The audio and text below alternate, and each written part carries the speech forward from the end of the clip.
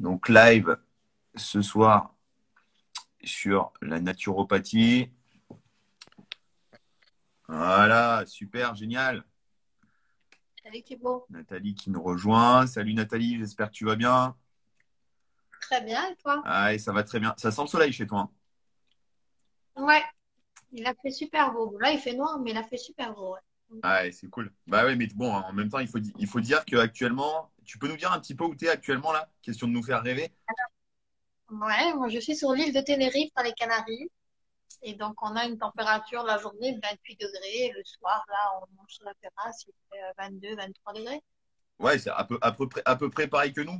À quelques 25-26 degrés près, c'est à peu près ça, hein. Voilà, c'est ça. Comme dans le film des Ch'tis, Ouais, l'été, ça va.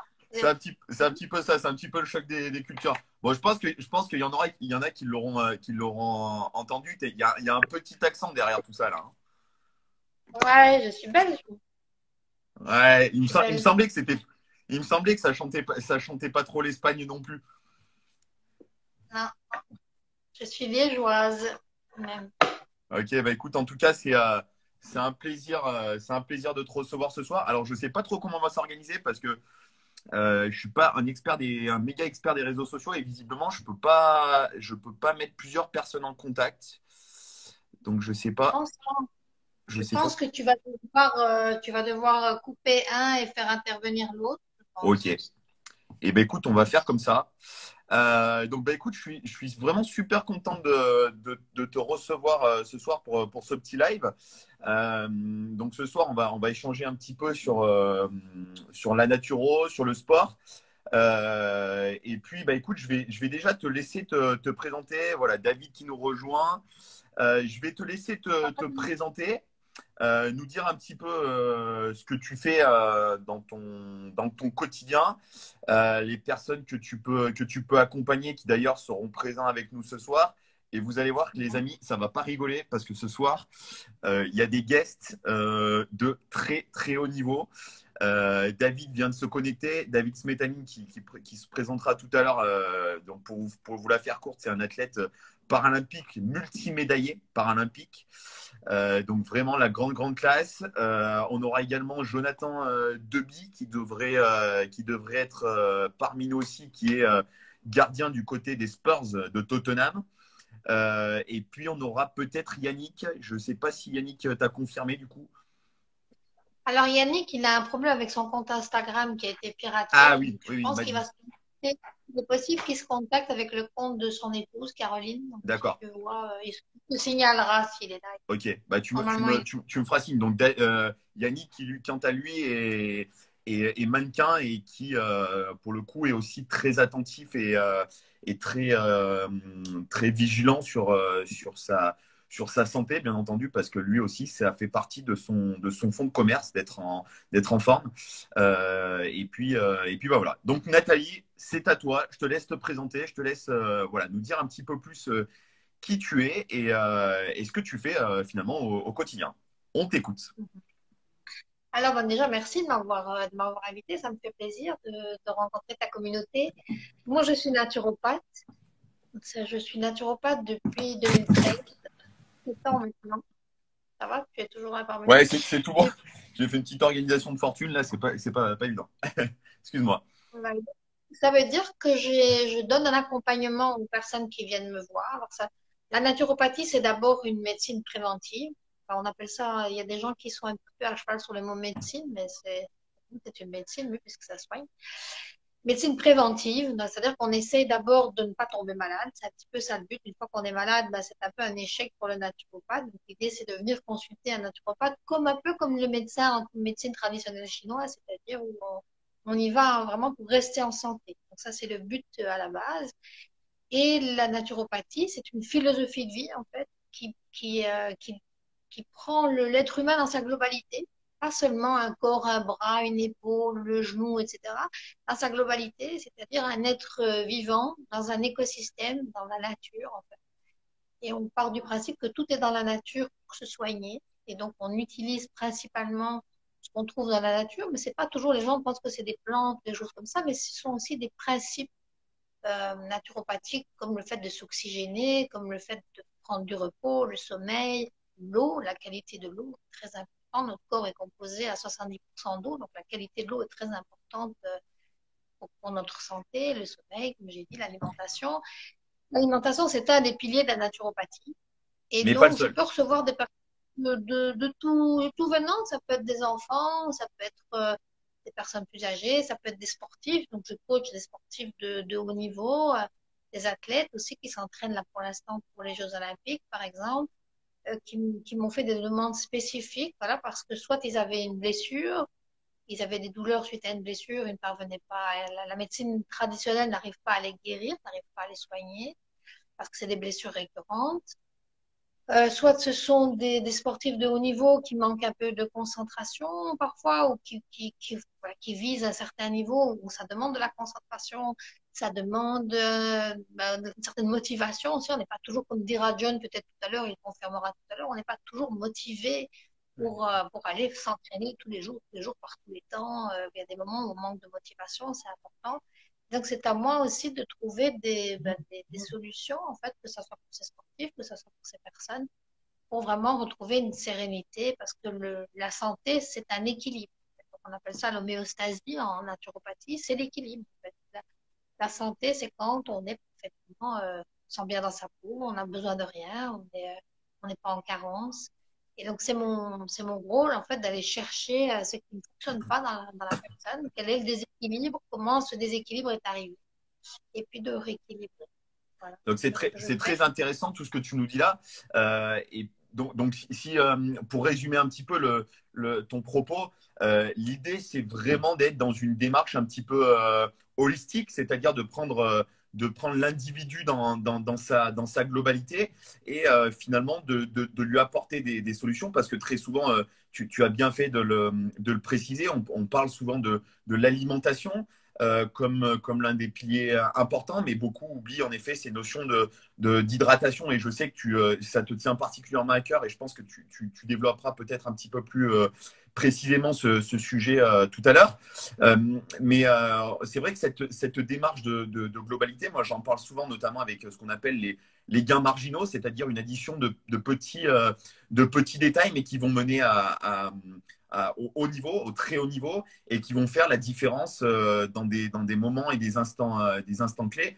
Je pense qu'on aura peut-être l'occasion d'y revenir avec David. David, comme je le disais tout à l'heure, qui est athlète paralympique de très très haut niveau. Voilà, c'est quelqu'un qui ménage vraiment chacun des pans de sa vie. Il nous le dira plus en détail. Et c'est vrai que toi, bah, aujourd'hui, ton objectif, c'est vraiment d'optimiser je vais être caricatural un petit peu, mais d'optimiser la machine humaine pour qu'elle mène à un rendement finalement maximum. C'est ça, tout à fait. Oui. Bon, on va utiliser aussi la loi d'Hormèse, la loi d'Hormèse, pour simplifier, c'est un petit peu tout ce qui me tue pas me rend plus fort, c'est-à-dire Mhm. chaque fois qu'on soumet son corps à un stress intense, comme le froid extrême ou quand on court très beaucoup, par exemple, à un moment donné, on arrive à son seuil de tolérance et quand on parvient à le dépasser même un tout petit peu, le corps s'adapte. Donc, c'est ça qui nous permet d'être toujours plus performants et c'est ce qui permet à l'athlète d'aller toujours plus loin dans sa performance. Et après, parfois, il a besoin de coups de pouce, en fait, que ce soit de la nature, que ce soit en récupération aussi, c'est très important. La récupération fait partie aussi de cette voie d'Hormèse et donc on l'utilise beaucoup. Alors, toi, pour en revenir un petit peu plus à ton quotidien, aujourd'hui, quelles sont véritablement les choses sur lesquelles on te demande d'intervenir? Quels sont finalement les pans de ton activité qui sont les plus souvent sollicités? Est-ce que c'est plus sur de la nutrition? Est-ce que c'est plus sur l'hydratation? Ou vraiment on fait appel à toi on te sollicite vraiment pour cette globalité, pour cette compétence que tu as à gérer la globalité. Est-ce que tu peux nous en dire un petit peu plus par rapport à ça? Bien sûr, les gens viennent d'abord me consulter pour un problème de santé spécifique la plupart du temps. C'est très rare quand ils viennent en prévention, comme je disais tout à l'heure. Après un certain temps, quand on est habitué à se voir, oui. Mais au départ, c'est surtout pour un problème de santé. Par exemple, ils vont venir avec, comme je disais tout à l'heure, une blessure ou une inflammation chronique. Ils D'accord. ont une douleur chronique qui dure depuis longtemps, qui résiste aux infiltrations, qui résiste aux corticoïdes, qui résistent aux anti-inflammatoires, etc. Même à la kiné, à l'ostéo. Donc, ils viennent me voir, ils sont désespérés, ils me disent, voilà, je ne trouve pas de solution. Et moi, je sais en fait qu'une inflammation chronique, c'est en fait les tissus, c'est-à-dire nos tissus internes qui sont acidifiés. Ça vient souvent d'un problème intestinal. Donc pour moi, la base, c'est vraiment à la base du problème, c'est-à-dire je règle vraiment le problème de l'intérieur. Je vais régler parfois il y a ce qu'on appelle une dysbiose intestinale, c'est-à-dire il y a un déséquilibre de la flore intestinale qui crée une inflammation. Et après, ça peut être cette inflammation, elle peut être causée par beaucoup de choses. Elle peut être créée par le stress oxydatif, elle peut être créée parce que le sport à haut niveau, c'est un stress pour le corps. Hein. C'est pas quelque chose de normal. Le corps est fait pour performer, mais le corps n'est pas fait pour performer tout le temps à un niveau très soutenu. Et donc, les gens vont venir avec un problème de santé spécifique auquel je vais essayer de trouver vraiment la racine du problème en leur offrant tout un panel en fait, de solutions adaptées d'abord à leurs besoins spécifiques, mais aussi à leur mode de vie, à leur, si c'est un homme, si c'est une femme, si c'est un Bien enfant, sûr. s'il est jeune, s'il est âgé. Parce que chaque personne réagit de manière différente à différentes solutions. Il y a des solutions qui ne sont pas adaptées à certaines personnes.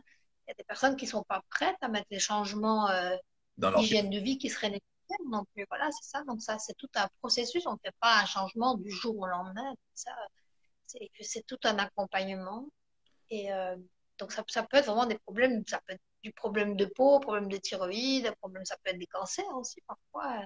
C'est Donc, des problèmes très graves. Des cancers, on va me demander un accompagnement par rapport à un traitement allopathique. Moi, la naturopathie ne prétend pas remplacer la médecine traditionnelle c'est ou un, les médicaments, mais plutôt d'accompagner en fait un traitement classique, un traitement allopathique, de venir en complément, parfois soit pour enlever les résidus que les médicaments ont pu laisser ou laissent, parce qu'il y a des gens qui sont obligés de prendre des médicaments, soit parfois quand la personne n'est pas encore médicamentée, bah, de proposer une alternative. D'accord. Donc en fait, si je résume un petit peu, les gens, alors est-ce que d'ailleurs, j'aimerais avoir ton avis là-dessus. Est-ce que tu penses que c'est culturel, c'est-à-dire que les gens, malheureusement, attendent peut-être trop d'être finalement dans une situation, comment dirais-je, de galère finalement, soit dans un cas de blessure, soit un petit peu au pied du mur pour réagir. Est-ce que c'est culturel à la France ou est-ce que tu penses que finalement, dans d'autres pays, toi qui as l'habitude de travailler un petit peu de partout en Europe et à l'international, est-ce que tu penses que c'est culturellement quelque chose de français ou est-ce que tu te rends compte que dans les autres pays, c'est un petit peu le même, c'est un petit peu le même cas de figure?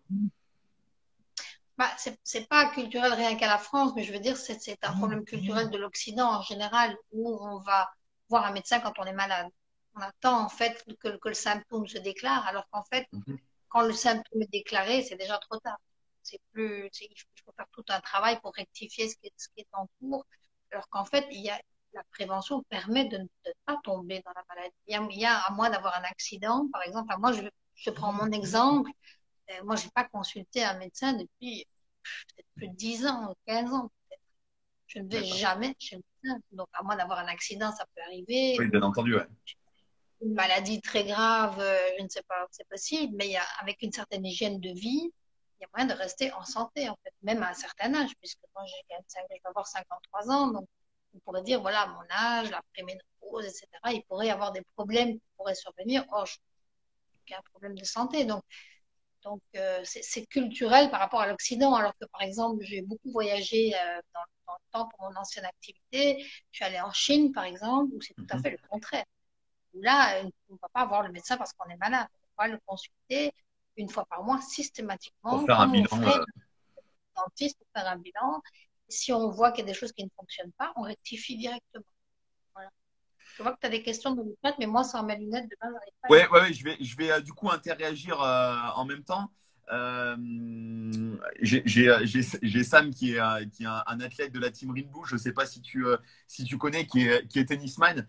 C'est d'ailleurs un super mec, je le salue au passage. Et qui nous pose la question et qui nous demande Lorsque nous sommes dans la phase à ne pas franchir, il faut se faire mal pour être fort, mais comment ne pas dépasser le seuil? C'est-à-dire comment jauger un petit peu, si j'ai bien compris sa question, c'est comment jauger finalement les intensités d'effort, comment jauger, comment se mettre des limites finalement dans l'effort. Alors là, ça interréagit peut-être pas, c'est peut-être pas forcément ton cœur de métier. Moi, je peux peut-être déjà donner une piste et puis peut-être que toi, tu auras une autre lecture. Euh, Moi, pour être préparateur physique et entraîneur, j'interréagis beaucoup sur, sur la notion du ressenti de l'athlète et tout en le combinant finalement avec la notion de mon propre ressenti à moi. J'essaye d'interréagir, de croiser un petit peu les données et ça, je pense que c'est très important de créer un échange, de créer une relation et un contexte de confiance avec son athlète pour finalement arriver à gérer l'intensité des séances, à gérer l'intensité durant une saison.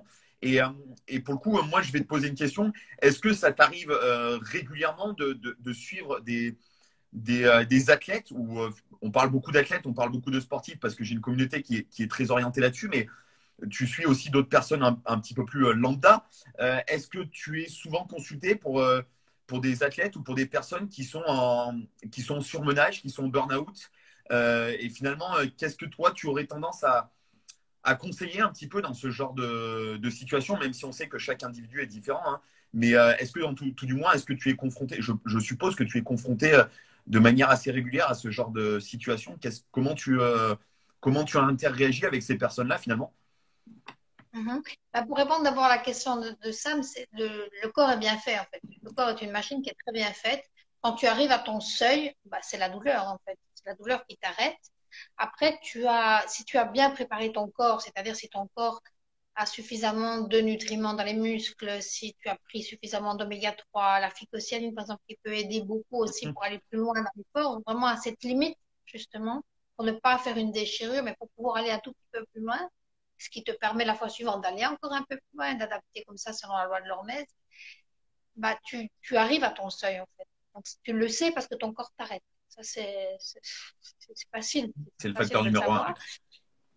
Voilà, c'est comme tu dis, c'est vrai que moi je suis, voilà, je sais pas s'il sera là ce soir aujourd'hui, un athlète que j'ai invité ce soir, il est très jeune, il s'entraîne pour les Jeux Olympiques. Et donc lui, il a tendance en fait à se pousser à fond tous les jours, tous les jours, Mhm. tous les jours, tous les jours, comme si c'était la compète. Voilà, comme si tous les jours, et il doit le faire, quitte à tomber raide sur le terrain, vomir, et voilà.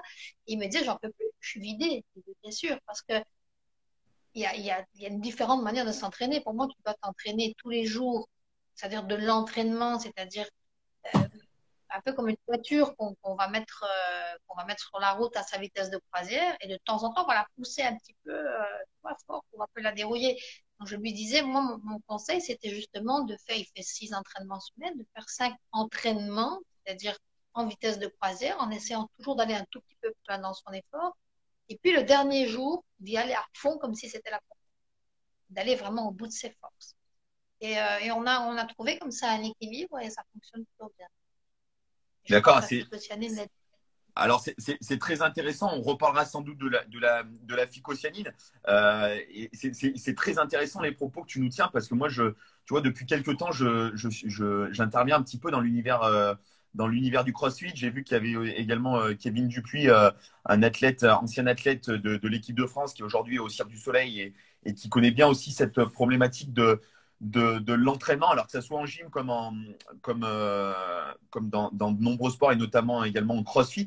On est essentiellement sur la gym, en tout cas, on est sur des volumes d'entraînement qui sont très très importants. Malheureusement, bah, c'est des fois arriver à jauger ces intensités d'effort. Pour vous donner un ordre d'idée, pour ceux qui ne connaissent pas forcément l'univers de la gym, pour des athlètes de haut niveau qui sont en structure de haut niveau, c'est entre 25 et 30 heures d'entraînement par semaine. Donc vous imaginez bien que être à haute intensité de manière permanente, c'est absolument impossible. On en a rediscuté d'ailleurs tout à l'heure avec Sam qui me montrait un petit peu sa programmation et où je lui disais attention Sam, je trouve que tu as beaucoup trop de séances à haute intensité dans la semaine. Et les crossfitters aussi sont un petit peu dans ce cas de figure où finalement c'est des personnes qui sont des névrosés de l'effort mais qui n'ont pas compris que finalement le travail à basse intensité était tout aussi important et tout aussi constructif que le travail à très haute intensité. Ce que je te propose qu'on fasse, Nathalie, c'est que je donne peut-être la parole à David qui nous a mis un petit message. Donc, je vais simplement te couper, je vais donner la parole à David et on se rejoint tout de Oui, suite après. En tout avec cas, merci plaisir. pour tes propos et on se rejoint tout de suite après. À tout à l'heure. Bonsoir, David. Hop, voilà. Allez, on va faire la petite transition avec David. Tac, hop, la demande, elle est envoyée. David, tu vas pouvoir nous rejoindre. J'attends juste que tu valides. Salut tout le monde. Allez, super. Génial. Est-ce que tu m'entends bien, David? Parfaitement, pas de souci. Allez, Un super. coup d'eau moi aussi. On Super. passe. En tout cas, David, on s'est eu ce matin. J'ai eu l'occasion de te remercier, mais je vais le faire à nouveau. Merci de ta présence parce que je sais que ton temps est compté, ton organisation est très rigoureuse. Donc, on va pas te garder trop longtemps, mais en tout cas, c'est un véritable plaisir et surtout un honneur de t'avoir parmi nous ce soir. Je vais te laisser te présenter et nous refaire un petit peu un historique de ton palmarès et Dieu sait Oula. s'il est incroyable. Mais en tout cas, vraiment merci de nous rejoindre ce soir et de pouvoir interagir comme ça sur cette thématique et sur une thématique en plus de ça qui te tient à cœur, notamment sur toute la partie périphérique à l'entraînement, parce que l'entraînement c'est une chose, mais tout ce qui va être autour de l'entraînement, toi tu as une rigueur extrême dans ta vie quotidienne et c'est pour ça que c'est un plaisir de t'avoir parmi nous ce soir pour que tu puisses en discuter un petit instant avec nous. Voilà, je te laisse te présenter, David, et en tout cas, merci à nouveau. Merci Thibaut, c'est gentil de me présenter comme ça avec tous ces mots élogieux, on va dire. D'abord, oui, je suis tout à fait en phase avec ce que vous avez dit à l'instant, notamment avec Nathalie, parce que je suis plus pour les pratiques douces et la prévention que la guérison, surtout dans notre sport, en natation, quand on s'arrête de nager pendant un petit bout de temps, on perd les appuis, on perd le rythme, on perd le cardio, on fait plein de choses et c'est très compliqué de revenir. Voilà. Donc, cette période de Covid, avec ce premier confinement au mois de mars, nous a fait beaucoup de mal. On a vraiment l'impression qu'on ne savait plus nager. Moi, je disais à mes copains, j'ai l'impression avec des scotch sur les mains, comme les chats sur les coussinets, d'être dans l'eau, perdu, vraiment. C'est exagéré, mais c'est un peu ça. C'est un peu comme toi en gymnastique, je pense, quand tu arrêtes de bosser Ouais, sur c'est un agrès exactement pendant ça. quelques mois, tu perds de nombreuses choses et l'équilibre et la dimension dans l'espace, etc. Donc, je suis en phase avec ce que vous avez dit, et heureusement, puisque Nathalie, je ne la consulte pas officiellement, mais on discute souvent, pardon, et on se parle pour partager nos points de vue. J'ai appris beaucoup de choses sur la problématique justement de la nutrition, de l'entraînement, de la récupération aussi tout au long de ma carrière, mais c'est mettre tout en face qui fait qu'on est efficace. Mhm. Et si je suis un peu drastique ou un peu draconien en ce moment, c'est parce que je pense que l'âge avance aussi et que le challenge que je me lance demande de faire des grands efforts et j'ai besoin d'être dans un rythme pour être régulier chaque semaine et me dire que j'ai fait le bon boulot, quoi. Voilà. On m'a dit un jour, qu'est-ce que tu as fait aujourd'hui pour être meilleur demain? C'est un entraîneur anglais qui me l'avait dit. Je ne l'ai pas toujours appliqué. En ce moment, j'essaye. Voilà. Alors, je suis David Spetaline, je suis nageur paralympique. Donc, comme son nom l'indique, ça veut dire que j'ai un handicap. J'ai été touché par un accident de la route avec une atteinte à la moelle épinière partielle, ce qui fait que j'ai pu récupérer une grande partie. Et c'est ce qui m'a permis d'ailleurs de pouvoir reprendre la compétition à haut niveau. Bien que je ne me serve pas vraiment de mes jambes en propulsion dans l'eau, je les gaine, je les aligne, etc. Et j'ai tout un travail technique qui est fait autour du corps dans l'ensemble et pas uniquement les bras, quoi. Voilà, mon palmarès, dans les grandes lignes, j'ai participé à 4 jeux. J'essaye de me qualifier pour mes 5e jeux, ce qui serait historique. Voilà, avec une 10e médaille au bout, ce serait le projet. Et il faut bien une carotte, hein, de toute façon. Donc, Ouais, la carotte est là, hein. j'imagine. C'est une 10e médaille qui m'a manqué pour un centième à Rio le premier jour. J'ai été chercher une belle médaille d'argent le dernier jour à Rio, encore une fois, hein, il y a 4 ans, mais rester au pied du podium pour un centième, c'est dur. Et c'est peut-être ça qui m'a motivé pour aller jusqu'à 5, peut-être. Voilà. Donc, on n'y est pas encore, il faut que je me qualifie, mais on bosse dur pour la première compète de l'année qui aura lieu au mois de décembre. Là, les 10, 11, non, les 11, 12 et 13 décembre à Angers. Les championnats de France en petit bassin. Voilà. D'ailleurs, je viens de voir quelqu'un que je connais, une nageuse, Anaëlys, qui est par là. Euh, et qui qui sont le qualif pour les Europes. Et sans championnat d'Europe, il n'y a pas de jeu pour moi parce que ma qualification pour les Jeux se fera au Portugal, aux Europes. Ou alors aux France une semaine après. Mais bon, j'aimerais bien régler ça assez rapidement. Assez tôt, ouais. Et du coup, par C'est rapport à ta possible pour la qualification, tu es confiance, sur des plein de minima? choses, quoi. Si ça n'attend plus vite aux France une semaine après, on aura une semaine de trêve, enfin de trêve, une semaine plus cool avec du relâchement, avec du travail à basse intensité pour pouvoir maintenir l'affûtage qui est en place et essayer d'être performant aussi une semaine après. Voilà. Ça aussi, c'est un jeu d'équipe dans notre sport qui n'est pas le même que pour ça dans le tennis, c'est évident, c'est pas les mêmes fibres qui sont recrutées, c'est pas la même chose, mais voilà.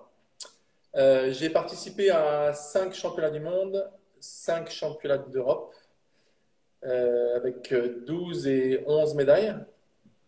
J'ai un record de titres en France, donc je suis très fier puisque c'est un record tout sport confondu à 153 titres. Alors c'est vrai que dans la natation, on peut faire plusieurs courses, donc forcément ça simplifie un peu les choses.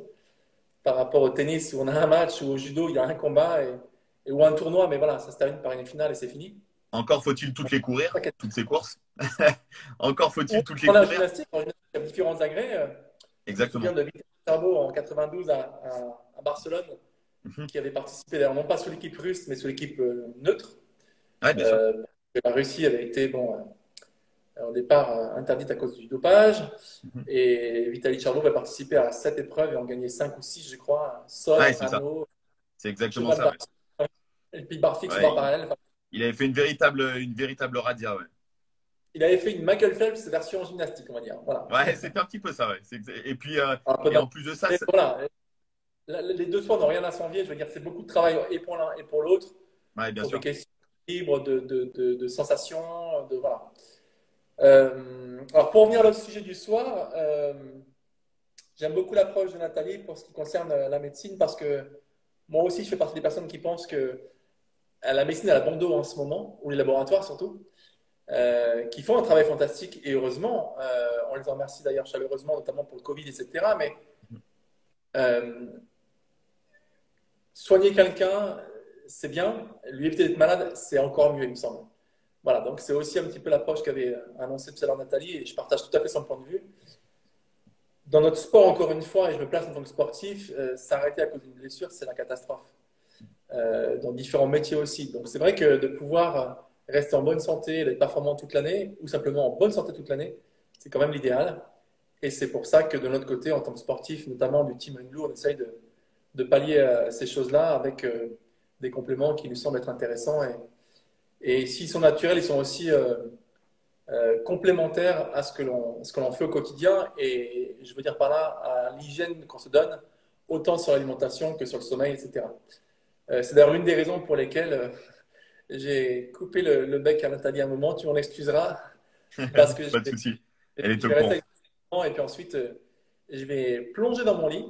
Parce que demain matin, le réveil va sonner avant le soleil, avant le lever du soleil, à 5h15 pour aller m'entraîner. Et je serai dans l'eau à 6h30 ou 7h demain. Donc, voilà.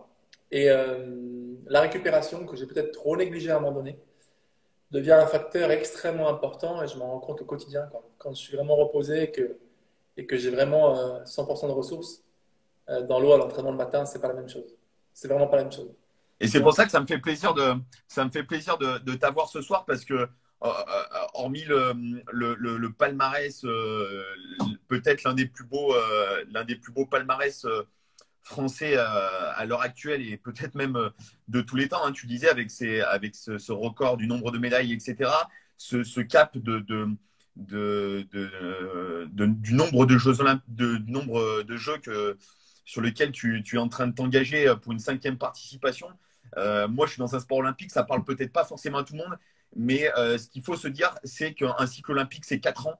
Donc, imaginez-vous 5 cycles olympiques, c'est 20 ans de très, très, très haut niveau. Sachant qu'on ne peut pas négliger la partie qu'il y a eu avant d'arriver au niveau d'une préparation olympique. Donc, David, finalement, c'est quasiment l'histoire d'une vie. L'histoire d'une vie. Alors, il y a très peu d'athlètes qui ont une longévité telle que la tienne, et c'est pour ça que je suis content que tu puisses nous en parler ce soir et nous montrer à quel point, finalement, chaque détail compte. Et peut-être qu'au début, où tu pouvais peut-être sur tes premières Olympiades, tu as pu peut-être négliger certains détails parce que la jeunesse faisait que tu avais peut-être plus de facilité à récupérer, etc. Mais aujourd'hui, tu nous prouves que finalement, avec l'avancée, avec le temps, avec l'âge, tu as peut-être non seulement pris conscience, mais c'est un besoin physiologique de ton corps d'avoir une récupération pardon, beaucoup plus importante. Oui. Et en plus de ça, il faut savoir que c'est très particulier chez les nageurs. C'est un petit peu la particularité des nageurs. J'ai eu de la chance de faire mes études, ma première année terminale avec des nageurs de très haut niveau. Et cette particularité d'aller faire une première séance très matinale aux alentours, comme tu nous disais, hein, 6h30, 7h. Imaginez-vous, vous êtes encore dans votre lit ou à 7h, vous êtes en train de faire couler votre café. David, il est déjà dans la flotte et je peux vous dire que l'hiver, David, il est du côté de Grenoble. L'hiver, quand il sort, qu'il faut dégivrer la bagnole et qu'il faut aller se mettre dans l'eau, vous imaginez bien le niveau d'abnégation que ça demande et la rigueur quotidienne que ça engage. Donc, voilà, il faut vraiment prendre en compte tous ces paramètres. Et on en parlait d'ailleurs tout à l'heure, David, en off, quand on s'est appelé ce matin. Et tu me disais, je prends un soin tout particulier, notamment au niveau de l'eau, même si du côté de Grenoble, vous avez une eau de qualité. Est-ce que finalement, tu peux nous en dire plus au niveau justement de ces paramètres d'hydratation? Parce que je sais que tu y apportes une importance très centrée autour de ça. Et est-ce que tu peux nous parler également parce qu'on ne va pas se le cacher, on est tous les deux membres du team Rinblue. On en parlera peut-être un peu plus longuement tout à l'heure avec Nathalie, qui commercialise des produits autour de la phycocyanine. Nous, entre nous, on appelle ça l'élixir de vie, l'élixir qui nous permet finalement, qui est un soutien nutritionnel. Et c'est vrai que très souvent, on parle d'hydratation, on parle de nutrition, on parle de complémentation alimentaire. Et très souvent, des fois, ça peut être mal interprété, ça peut être considéré comme du dopage, etc. Alors que toi, tu es un mec vraiment ultra clean, ultra sain. Et en plus de ça, je crois que tu es membre de la commission, d'une des commissions au niveau du CNOSF. Donc voilà, tu es plutôt concerné par ça. Pour cette partie-là de la FLD, je fais partie du collège des sportifs de la FLD. Voilà. Donc, il y a hors de question, en tant que membre du comité de l'agence française antidopage, de faire n'importe quoi, c'est évident. En tant que sportif, déjà, je ne le supporterais pas parce que je me suis dit que je me regarderais tous les jours devant un miroir ou devant une glace en me disant t'as pas triché, t'es sain. C'est viscéral chez moi et je pense que chez tous les sportifs de très haut niveau. Il y a beaucoup d'athlètes, ouais. Mais au-delà de ça, oui, c'est une question d'éthique aussi. On nous reproche tellement parfois d'être dans des situations particulièrement difficiles avec les histoires de catégories au niveau handisport ou paralympique. Il y a un travail qui est difficile à faire. Une fois que c'est fait, il ne faut surtout pas aller faire des bêtises et au contraire, il faut s'accrocher à ce qu'on fait le mieux. Et dans mon cas, c'est nager, quoi, c'est m'entraîner. Oui, alors, il y a plein de choses qui ont été dites. Pour ce qui est de l'âge, de la performance, au-delà du défi sportif d'enchaîner 20 ans de très haut niveau avec l'exigence que ça demande, les choix, parfois je dis les sacrifices, parfois je dis les choix, c'est un petit peu les deux. Il y a des choix, et on fait des choix tous les jours. On a aussi des sacrifices parfois. On ne me pousse pas dans l'eau le matin, c'est un choix personnel. Donc j'en assume les conséquences et celles du haut niveau en général. J'en assume parfaitement le rythme. Maintenant, c'est pas toujours facile. Et il y a des matins où c'est vrai, ou même des journées où on est fatigué, ça peut arriver, ça fait partie de la vie de sportif. Et ça devient un petit peu une contrainte ou un peu un sacrifice parfois de se dire je dois tirer un trait sur autre chose, notamment les sorties. Alors en ce moment, les confinés, c'est peut-être un peu différent, mais le fait de ne pas pouvoir bouger le petit doigt d'aller à droite à gauche parce que on est fatigué, voilà, parce qu'on a besoin de récupérer, parce que sortir pour faire la fête chez les copains, ou pour aller se balader, ou pour aller au restaurant tard, ou pour aller boire un verre dans un café, ou peu importe, c'est pas toujours possible.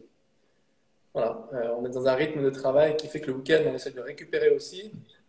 C'est les choses sur lesquelles il faut travailler. Et l'expérience et l'ancienneté ou l'âge, on va dire, nous permet aussi de gagner en maturité sur ces points-là, et sur ces plans-là, de façon à être meilleur après, quoi.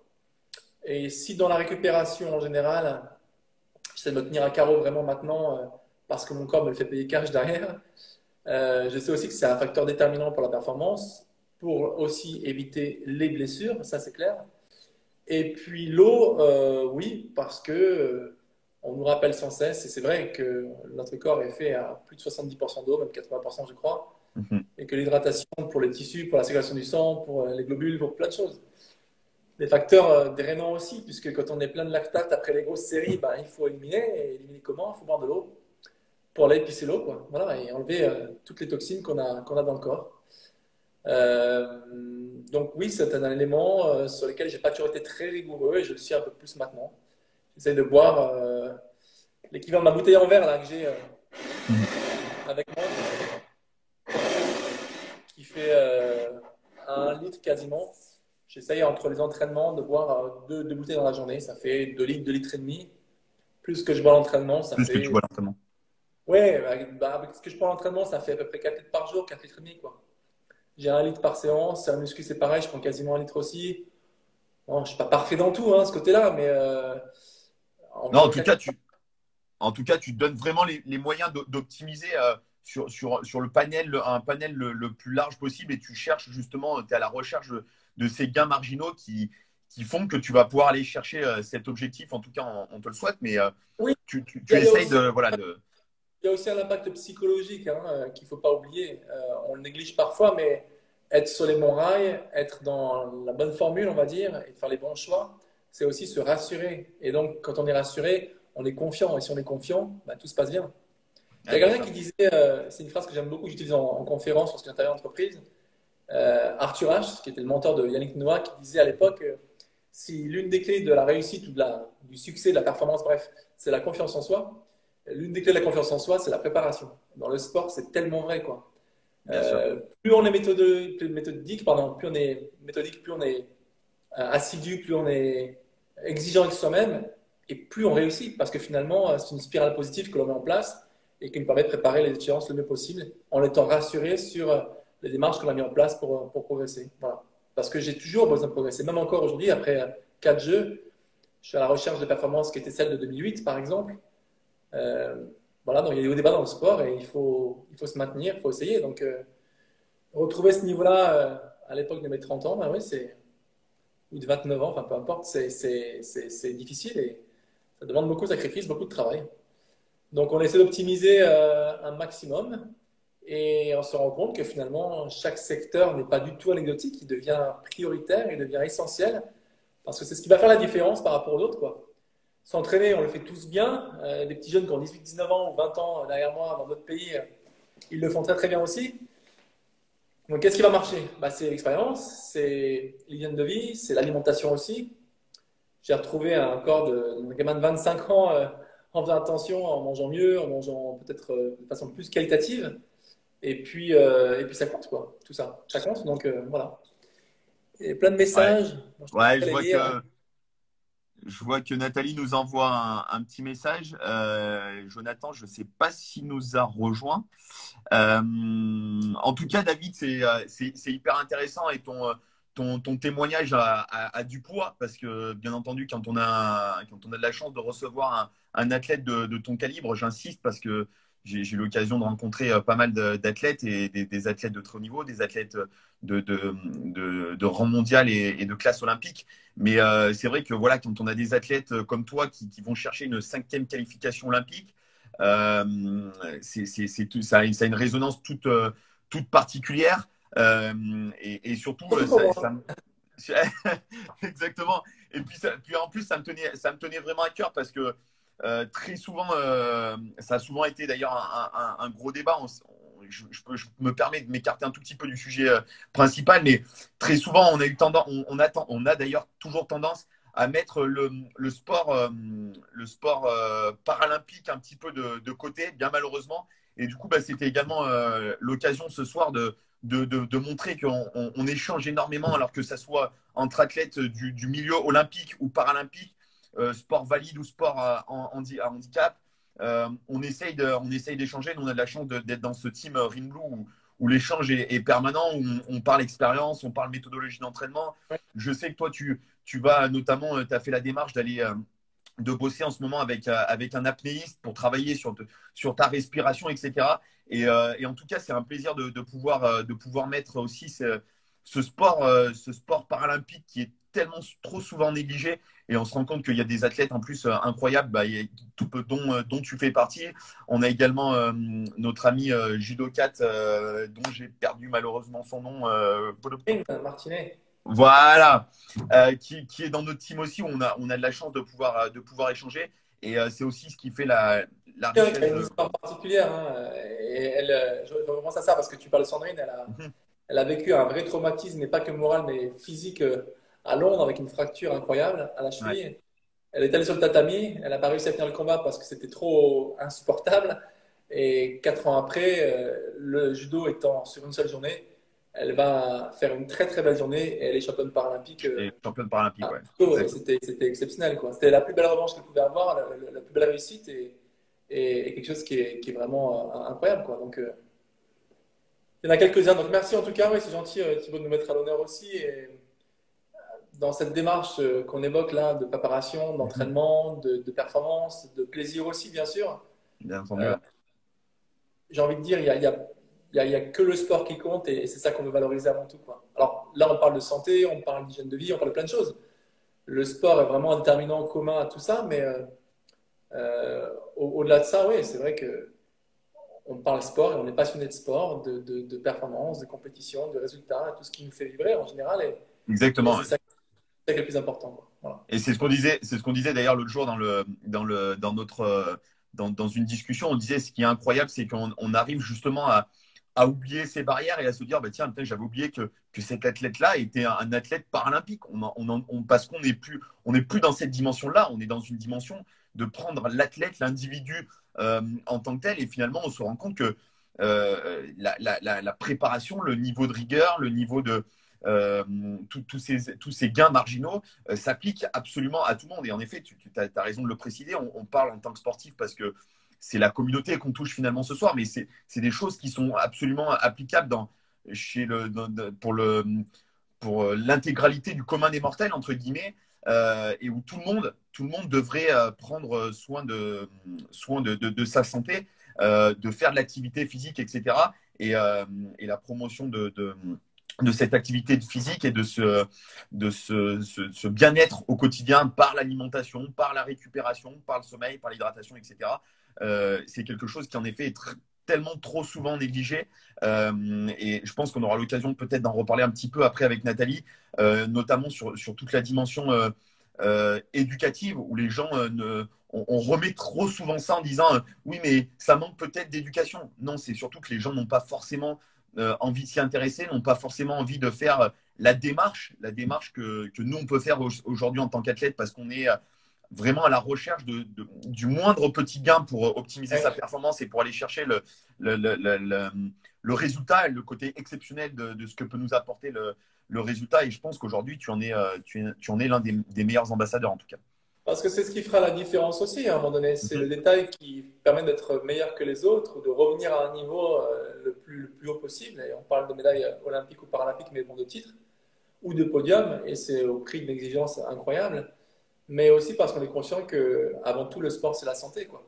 On en Bien sûr. a plaisir. Moi, à 46 ans aujourd'hui, je sais que je suis dans cet état physique et bonne santé et vaillant, etc. Parce que le sport m'a permis aussi de mettre des priorités dans mon hygiène de vie, dans ma vie en général. Alors oui, c'est vrai que comme je disais tout à l'heure, des fois on se dit, bon, bah, aller boire un verre ou faire un truc, bon, il faut aussi savoir accepter ces choses-là, même si en ce moment c'est un peu compliqué, bien entendu, on le sait et on l'accepte. Mais ouais, bouger les petits doigts parce que des fois il faut pas. Il y a une compétition le lendemain, tu dis non, non, tu restes à la maison, tu restes à carreau et tu te reposes, etc. Ouais. Et notre entourage a eu la gentillesse aussi parfois, il y a la gentillesse de le comprendre, de nous accompagner dans ce sens-là, c'est admirable et on en est tous vraiment reconnaissants en général, quoi. Mais c'est intéressant ce que tu dis parce que d'un autre côté, je sais que pendant la première partie de confinement qu'on a vécu tous ensemble là, entre mars et avril, il y a même mai, pardon, 3 mois, Ouais, mais il y a exactement. quelques mois maintenant, il y a presque un an, euh, on s'est rendu compte que finalement, les Français en général et les personnes pas forcément très sportives se mettaient au sport parce que ça devenait quelque chose de cohérent dans leur hygiène de vie, dans leur routine. Ils instauraient quelque chose qui était bon pour leur santé. Au lieu de rester à rien faire à la maison en permanence, c'était il y a un risque d'être en permanence sédentaire et surtout d'être en mauvaise santé, d'être blessé, d'être fatigué, d'être. Donc, ils ont trouvé un rythme de vie aussi grâce à ça. Et c'est important. Il y a un petit message de Nathalie Ben, qui Nathalie, ouais. dit le sport, L'autodiscipline. c'est un grand nombre de choses, l'autodiscipline. Oui, oui, bien sûr. Mm. Et y compris la partie nutrition, etc. Je ne dis pas qu'il faut que tout le monde soit athlète de haut niveau, en quête des performances, se réveiller à 5 heures du matin pour aller s'entraîner ou à 5h30 ou peu importe. Je dis juste que prendre conscience qu'on a un corps, qu'on n'en a qu'un seul, ça veut dire aussi faire un minimum d'efforts pour ne pas le perturber, pas non plus l'abîmer et le chérir et surtout faire attention. Et c'est là que Nathalie a raison quand elle évoque la question de la prévention plutôt que la guérison. Ouais, bien sûr. Bien boire, bien manger, faire attention, se faire plaisir aussi. Quand on n'est pas sportif au niveau, on peut y aller, hein. On peut en profiter à table, mais avec une certaine retenue parfois parce que c'est aussi au détriment de sa santé sinon. Je sais très bien que les repas de Noël sont toujours très festifs, etc. Et on a la chance de pouvoir le vivre. On est en bonne santé dans un pays où les choses vont plutôt bien. On n'est pas dans un pays sous-développé. On n'est pas dans un pays où on manque, on va mourir de faim. Enfin, j'espère que dans notre entourage, ce n'est pas le cas. Mais bien sûr qu'il faut faire attention, il faut être vigilant parce que aller trop loin, c'est compliqué. Et moi, j'ai plein de copains qui me disent en ce moment, bon, David, j'ai un problème, je prends un peu d'huile, etc.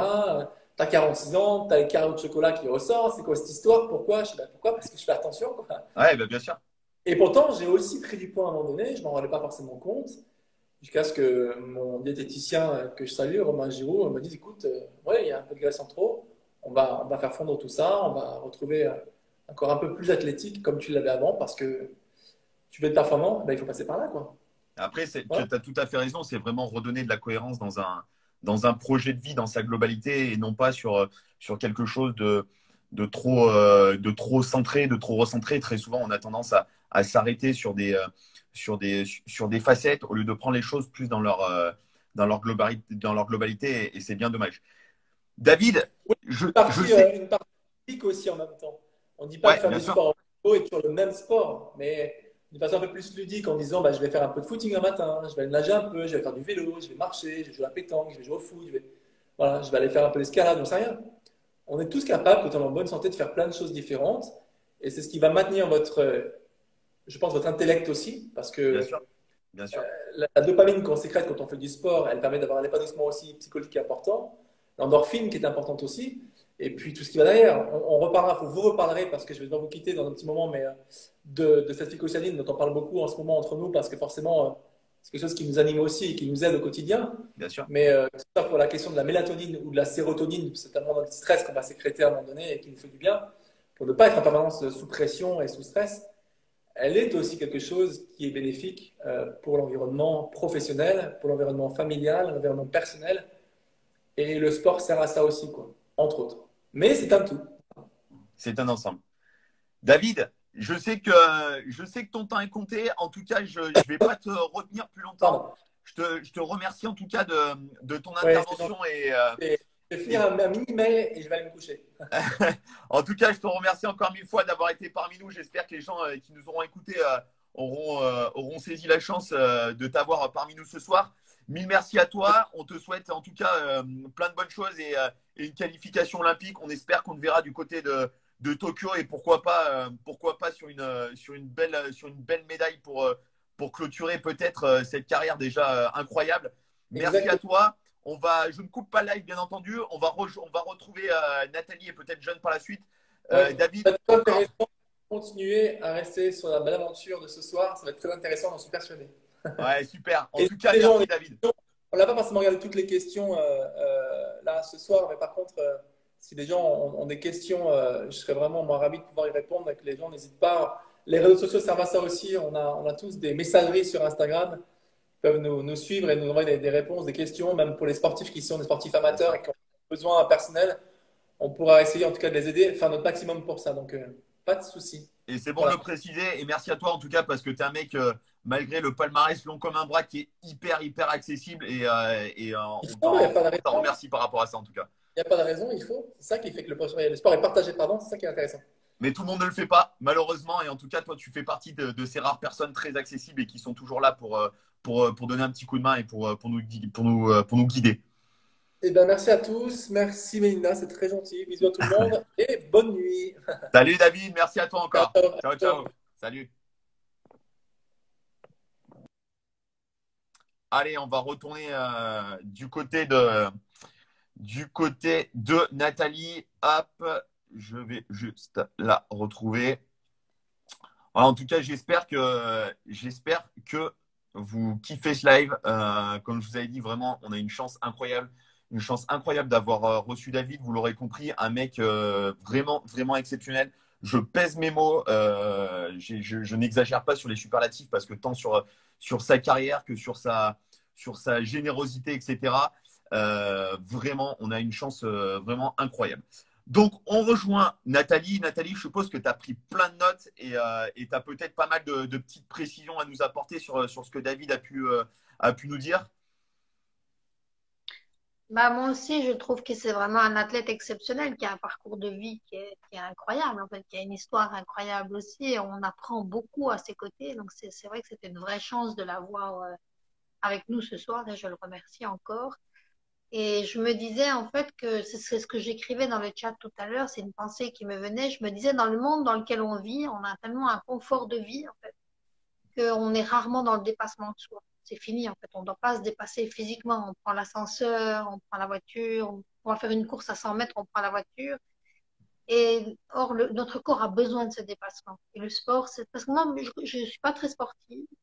Et je ne comprenais pas le sport, en fait. Avant d'être en contact avec des sportifs de haut niveau, je ne comprenais pas très bien le but du sport. Nathalie, Je pense je te coupe juste oui. 2 petites secondes. Tu ne t'inquiètes pas, je pars. Je Oui. vais chercher mon chargeur parce que organisé comme je suis, j'ai bien Vas-y, entendu vas-y. plus de batterie. Je suis de retour dans 5 minutes. Je te laisse Vas-y, vas-y. continuer. Oui.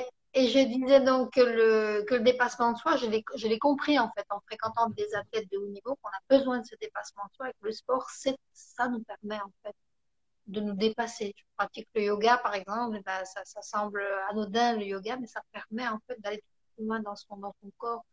C'est ce que je disais tout à l'heure par rapport à tout le temps, à aller un peu plus loin, de repousser un petit peu la performance, toujours un peu plus loin, et toujours avec des précautions. Et puis, dans l'intervention de David, j'ai noté aussi, il parlait de la nutrition, il parlait de l'eau, mais c'est un côté qu'on néglige un peu parce que je rencontre des sportifs de haut niveau qui ont tendance à prendre des conseils un peu à droite à gauche et ils veulent renforcer leur masse musculaire parce qu'ils ont l'impression que ça va renforcer leur corps.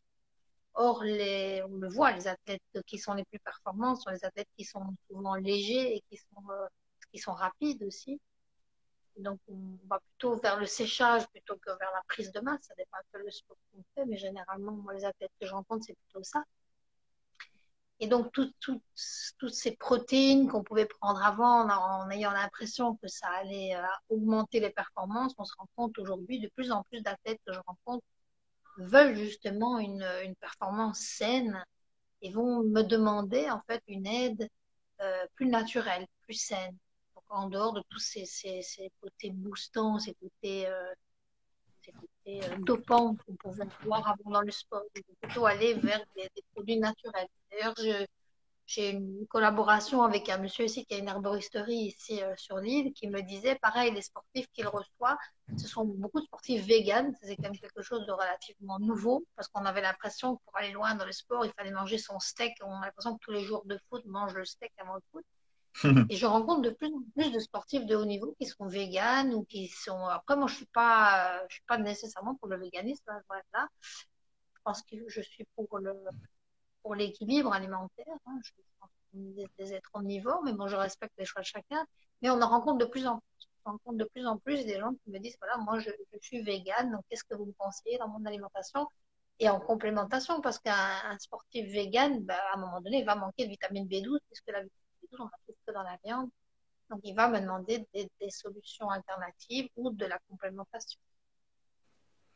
Ok, je t'écoute attentivement, Nathalie. Je regarde en même temps les questions. Et c'est vrai que ça, c'est quelque chose de très culturel hein, qu'on a beaucoup entendu ces derniers temps, notamment avec tout ce qui va être les régimes un petit peu alternatifs, type paléo, type en effet, moi j'appelle ça un petit peu des effets de mode, hein, le véganisme, etc. Tout ce qui va être intolérance au gluten. On s'est rendu compte qu'en fait, en l'espace de à peu près 4-5 ans, tout le monde est devenu intolérant au gluten, alors que finalement, il n'y a que 4-5% des gens qui ont fait véritablement des tests pour savoir s'il y avait véritablement intolérance. On se rend compte que c'est peut-être plus des phénomènes de mode qui ont un véritable intérêt. Alors après, le véganisme est encore quelque chose d'un petit peu plus particulier parce qu'il y a une philosophie hein, derrière. Il y a autre chose que le fait de simplement manger de la viande. On ne parle pas de végétarien, on parle bien de vegan. Euh, mais est-ce que tu ne penses pas aussi qu'il y a peut-être un petit peu des phénomènes de mode derrière tout ça? Est-ce que tu ne penses pas qu'il y a peut-être des fois où les gens sont à la recherche finalement du régime idéal avant même peut-être tout simplement de rejoindre ce que tu disais tout à l'heure, avant peut-être même de tout simplement de faire un petit peu le ménage dans leur vie et de s'autodiscipliner autour de choses peut-être beaucoup plus simples à mettre en place et surtout peut-être beaucoup plus efficaces. Ouais, bah, déjà, par rapport au gluten, c'est vrai que pour moi, c'est pas un effet de mode, mais c'est un effet de société. C'est-à-dire que pourquoi est-ce qu'il y a tant de gens qui sont intolérants au gluten aujourd'hui, ou en tout cas qui se sentent mieux quand ils éliminent le gluten de leur alimentation? C'est parce que la nourriture industrielle est enrichie en gluten. En fait, le gluten, c'est ce qui rend élastique.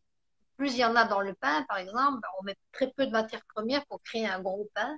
Mhm. Notamment économiquement, c'est intéressant.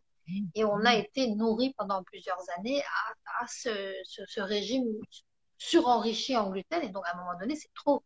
Tout ce Bien qu'on va sûr. manger en continu, à partir du moment où on ne mange qu'un aliment, à un moment donné, on devient intolérant à cet aliment. Parce que l'organisme n'en peut plus de tout le temps processer la même chose. Donc, ça, on peut devenir intolérant à n'importe quoi à partir du moment où on en consomme énormément.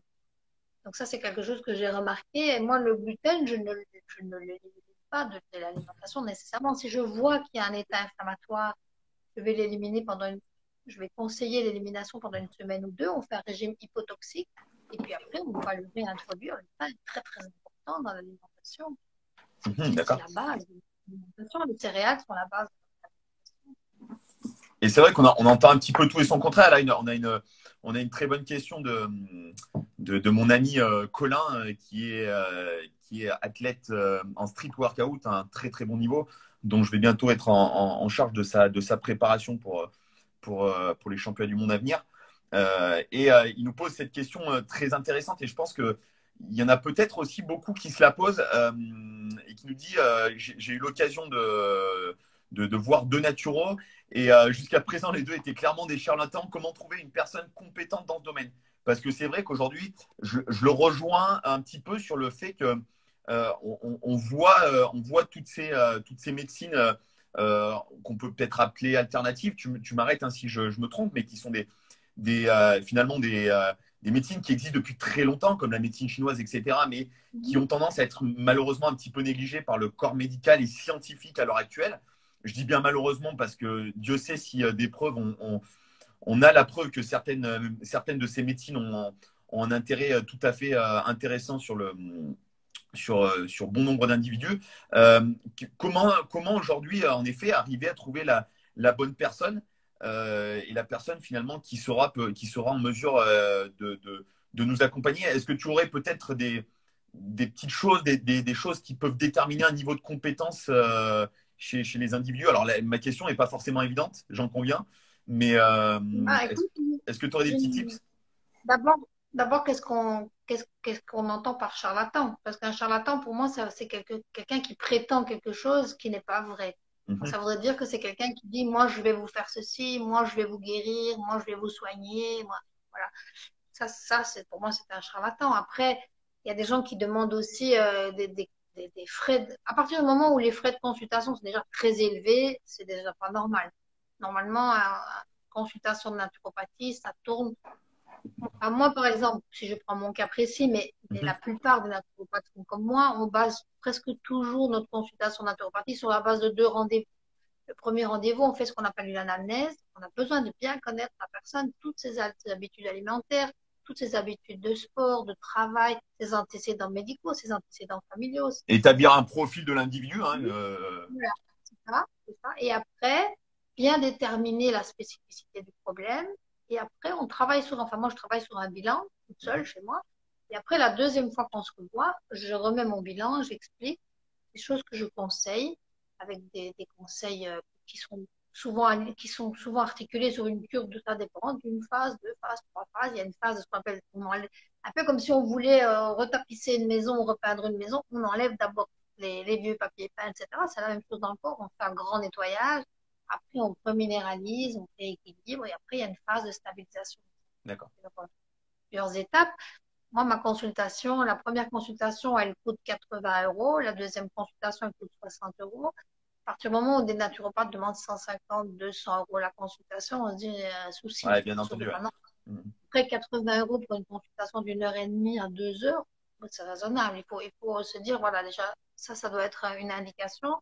Après, il y a chez nous en Belgique, en tout cas, il y a un ordre ce qu'il appelle l'ordre des naturopathes, un institut des naturopathes où les gens peuvent s'inscrire. Après, c'est vraiment un annuaire qui est payant et qui en aucun cas ne rend un naturopathe plus compétent. Hein. D'accord.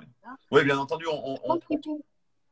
Ce qui est intéressant, beaucoup de naturopathes le font. Moi, je le fais, par exemple. Je propose un entretien de 20 minutes gratuit où en fait, on apprend à se connaître. On comprend déjà les besoins de la personne et on dit ce qu'on peut proposer. Voilà, on connaît nos limites aussi. Hein. Oui, bien entendu. On a besoin de la collaboration de clients. On ne peut pas faire à sa place. On peut donner des conseils, mais c'est pas nous qui allons. On n'est pas à l'intérieur du corps de l'autre. Et cette prise de contact, généralement, elle permet de déterminer si le courant va passer, et si ça va fonctionner, si on donne notre confiance, parce qu'on a besoin de donner notre confiance aussi. Ça passe en tant que client, je parle de l'autre côté, on a besoin de donner notre confiance. Et à partir de là, on voit si on peut démarrer une collaboration. Je pense que ça, c'est vraiment les deux éléments sur lesquels moi je me baserais pour trouver un ou une naturopathe si j'étais client et je cherchais une. Je fais un petit coucou là, je vois qu'il y a Mathilde, une copine là, qui est dans l'univers du CrossFit et qui est naturo aussi. Et je lui ai proposé d'ailleurs de faire un live, mais je sais qu'elle est très très prise. Et d'ailleurs, c'est tant mieux pour elle parce qu'elle fait d'ailleurs un super job, notamment.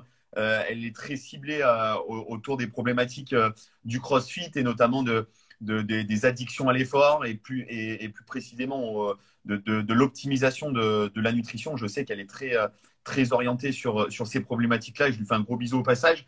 Mais du coup, c'est vrai que c'est très intéressant ce que tu nous dis parce que moi, j'y suis confronté également tous les jours dans le domaine de l'entraînement, de la préparation physique, du coaching. Et je pense qu'on est peut-être encore même plus exposé à toi parce que toi, tu es quand même sur une compétence, sur quelque chose de scientifique finalement. Alors que nous, tu vois, dans l'univers du coaching, les charlatans, pour le coup, il y en a vraiment beaucoup. Des gens qui vendent du rêve, des gens qui vendent tout et n'importe quoi, atteint le corps de tes rêves en moins de 30 jours en utilisant ma méthode, à moins 50%, mais que pendant 48 heures, parce qu'après, l'offre, elle est terminée. Et c'est vrai qu'il y a beaucoup de gens qui ont du mal à se faire leur place sur le marché. Moi, je sais qu'à mes débuts, j'y étais confronté un petit peu moins maintenant parce que ça fonctionne beaucoup sur le bouche à oreille. Mais je ne sais pas ce que tu en penses. En tout cas, je pense que ce genre de… On est dans des métiers et dans des pratiques où la finesse, l'expertise qu'on a pu développer, je pense que ça se transmet peut-être plus par le bouche à oreille et par du résultat de terrain avec des gens qui ont une renommée parce que finalement, toi, tu travailles des athlètes de haut niveau, mais tu travailles aussi, je sais, avec Yannick qui est mannequin. Yannick, c'est un mec qui a une communauté incroyable et qui, au-delà, est un mannequin incroyable qui est dans plusieurs agences européennes. Et on se rend compte finalement qu'aujourd'hui, c'est ce qui donne aussi un petit peu de crédit à notre travail.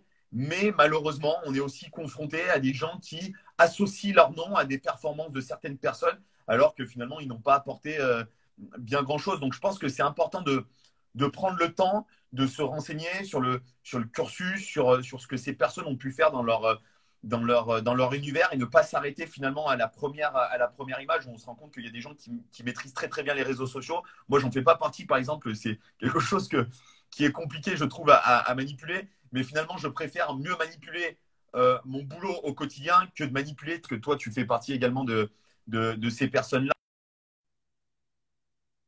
où on est extrêmement rigoureux, extrêmement consciencieux dans notre travail au quotidien. Mais c'est vrai qu'on ne peut pas le nier qu'il y a forcément des gens qui sont mal intentionnés derrière ça et qui surfent sur un phénomène de mode.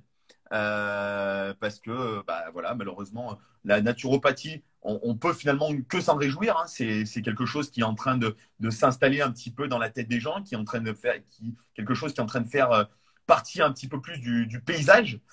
Et c'est tant mieux parce que moi, je suis quelqu'un de très cartésien. j'ai eu un petit peu de mal avec ces choses-là, avec tout ce qui va être magnétisme, tout ce qui va être soins énergisants, etc., énergétique. Et puis finalement, ben, en y ayant été confronté, etc., j'ai vu les bénéfices déjà dans un premier temps, d'une les bénéfices, et de deux, ben, l'intérêt que ça pouvait avoir. Je vous demande juste 2 petites secondes parce que je suis dans la chambre de ma petite sœur et elle aimerait bien aller se coucher. Donc, je vais juste me déplacer. Ne vous inquiétez pas. Vas-y. Hop, je bouge. Non, 30 secondes. j'allais ajouter que ce qui est important aussi, c'est la qualité de l'écoute du thérapeute qu'on va voir. Je veux dire, on le voit Ouais, bien directement entendu. quand on fait un entretien. On voit si le thérapeute est à l'écoute de la personne, s'il essaie vraiment de cibler le problème, s'il est empathique, s'il est humain, en fait. Voilà, on doit avoir un être humain en face de soi et pas quelqu'un qui est là pour faire du business, quoi. Je pense que c'est une qualité première. Je pense que tu as tout à fait résumé en l'espace d'une phrase la qualité de l'échange et la, la, la qualité de compréhension finalement de la personne qu'on va pouvoir avoir en face de nous. C'est vrai que c'est très souvent cette notion d'échange et de discuter avant tout. Moi, n'importe quel athlète que j'accompagne, je commence toujours par une très longue discussion qui peut parfois des fois paraître un petit peu barbante, mais qui à la sortie de la discussion, on en tire toujours des choses très intéressantes, qu'elles soient d'ordre, comment dirais-je, sportif, parce que moi j'accompagne dans la partie sportive, ce qui est un petit peu différent de toi, mais moi j'accompagne vraiment dans cette partie sportive, mais je pars du principe que on doit établir un contexte périphérique qui met en confiance la personne avec qui on va travailler et que la personne se sente véritablement bien accompagnée, écoutée surtout, parce qu'aujourd'hui, Dieu sait si la notion d'écoute est complexe à gérer, mais il y a tellement à apprendre et il y a tellement de gains à avoir dans une simple discussion. On a tellement de pistes et je pense que peut-être toi encore plus parce que tu agis, comme on le disait tout à l'heure, vraiment sur l'ensemble des facteurs périphériques à un athlète et à la performance finalement. Donc c'est vrai que cette qualité d'écoute, je pense qu'on a tout de suite, on sait tout de suite à qui on a affaire. Moi, je dis très souvent aux personnes que je peux suivre, à partir du moment donné où où on va travailler ensemble, je suis disponible 7 jours sur 7, 24 heures sur 24. Parce qu'on se met au service des gens qu'on accompagne, parce que finalement, on est là, on rentre dans leur quotidien pour les amener dans leur quête de performance, dans leur quête de bien-être, etc. Donc ça, je pense que ça peut être un indicateur supplémentaire qui vous permettra de vous dire, bon, bah ok, on a la bonne personne, j'ai la bonne personne en face de moi, ou je n'ai pas la bonne personne en face de moi. Et après, je pense, tu l'as également dit tout à l'heure, c'est aussi remettre en perspective pourquoi je vais voir un naturo, pourquoi je vais voir un préparateur physique, un préparateur mental, quel est l'intérêt? Est-ce que c'est simplement l'intérêt de faire un petit peu comme tout le monde finalement par notion de mode, ou est-ce que j'y vais finalement pour les bonnes raisons? Est-ce que je vais voir cette personne pour les bonnes raisons? Parce que très souvent, on se rend compte en discutant un petit peu des fois avec certaines personnes qui nous disent je suis déçu. Oui, mais tu es déçu de quoi? Qu'est-ce que tu attendais? Tu attendais que je te donne la solution miracle? Non, ça n'existe pas. Ça n'existe pas. Il y a un moment donné, il y a un travail à faire sur soi, il y a un niveau d'acceptation, et tu l'as tout à fait bien dit tout à l'heure, et David l'a aussi amplement souligné, qu'il y a un niveau d'acceptation, un niveau de rigueur, d'autodiscipline à s'appliquer qui est également extrêmement important. Tout à fait. Je ne sais pas si John est parmi nous du coup. Il avait vraiment envoyé un message tout à l'heure pour me dire qu'il était dessus tout à l'heure, je Ah, sais, exact. mais peut-être si tu es là, peut-être manifeste-toi, demande pour rejoindre. Ouais, Oh, parce que je l'ai cherché tout à l'heure et j'arrivais pas à la voir. Est-ce que tu peux, du coup, vu que peut-être en attendant qu'il arrive, je ne sais pas s'il est là ou s'il va pouvoir nous rejoindre ce soir, est-ce que tu peux nous parler Ah, il est là, John. Ah, je vais essayer de couper Nathalie et puis on te Vas-y, récupère juste après. vas-y, à tout à l'heure.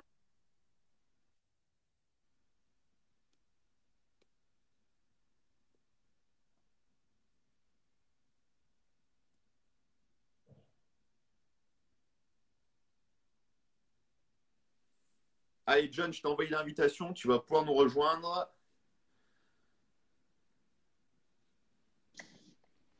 Bonsoir Thibaut. Super, super au top. Alors, juste pour les gens qui nous suivent, John et moi, on ne se connaît pas du tout.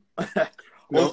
On se connaît par l'intermédiaire de Nathalie et qui m'a proposé de t'inviter ce soir et j'en suis honoré et d'autant plus qu'il y a quelques petites similitudes et où ça me fait très plaisir de te recevoir, c'est on se reçoit un joueur de foot, mais un poste particulier qui me tient un peu à cœur parce que dans ma jeunesse, j'ai été gardien de but et, Ah ouais? et c'est un poste que j'ai affectionné tout particulièrement parce qu'étant gymnaste, vous vous doutez bien qu'en étant gymnaste et en même temps gardien, j'avais quelques petites facilités. Et en tout cas, c'est un plaisir de te recevoir, John, ce soir. Ah, c'est un plaisir d'être là. Je te laisse je te laisse te présenter et puis nous expliquer un petit peu comment, déjà, qu'est-ce qui t'a amené à faire appel à Nathalie et puis dans quel cadre elle intervient un petit peu dans ton quotidien et comment elle t'aide finalement dans ta performance sportive et puis peut-être aussi dans un cadre plus psychologique parce que je pense que tu ne me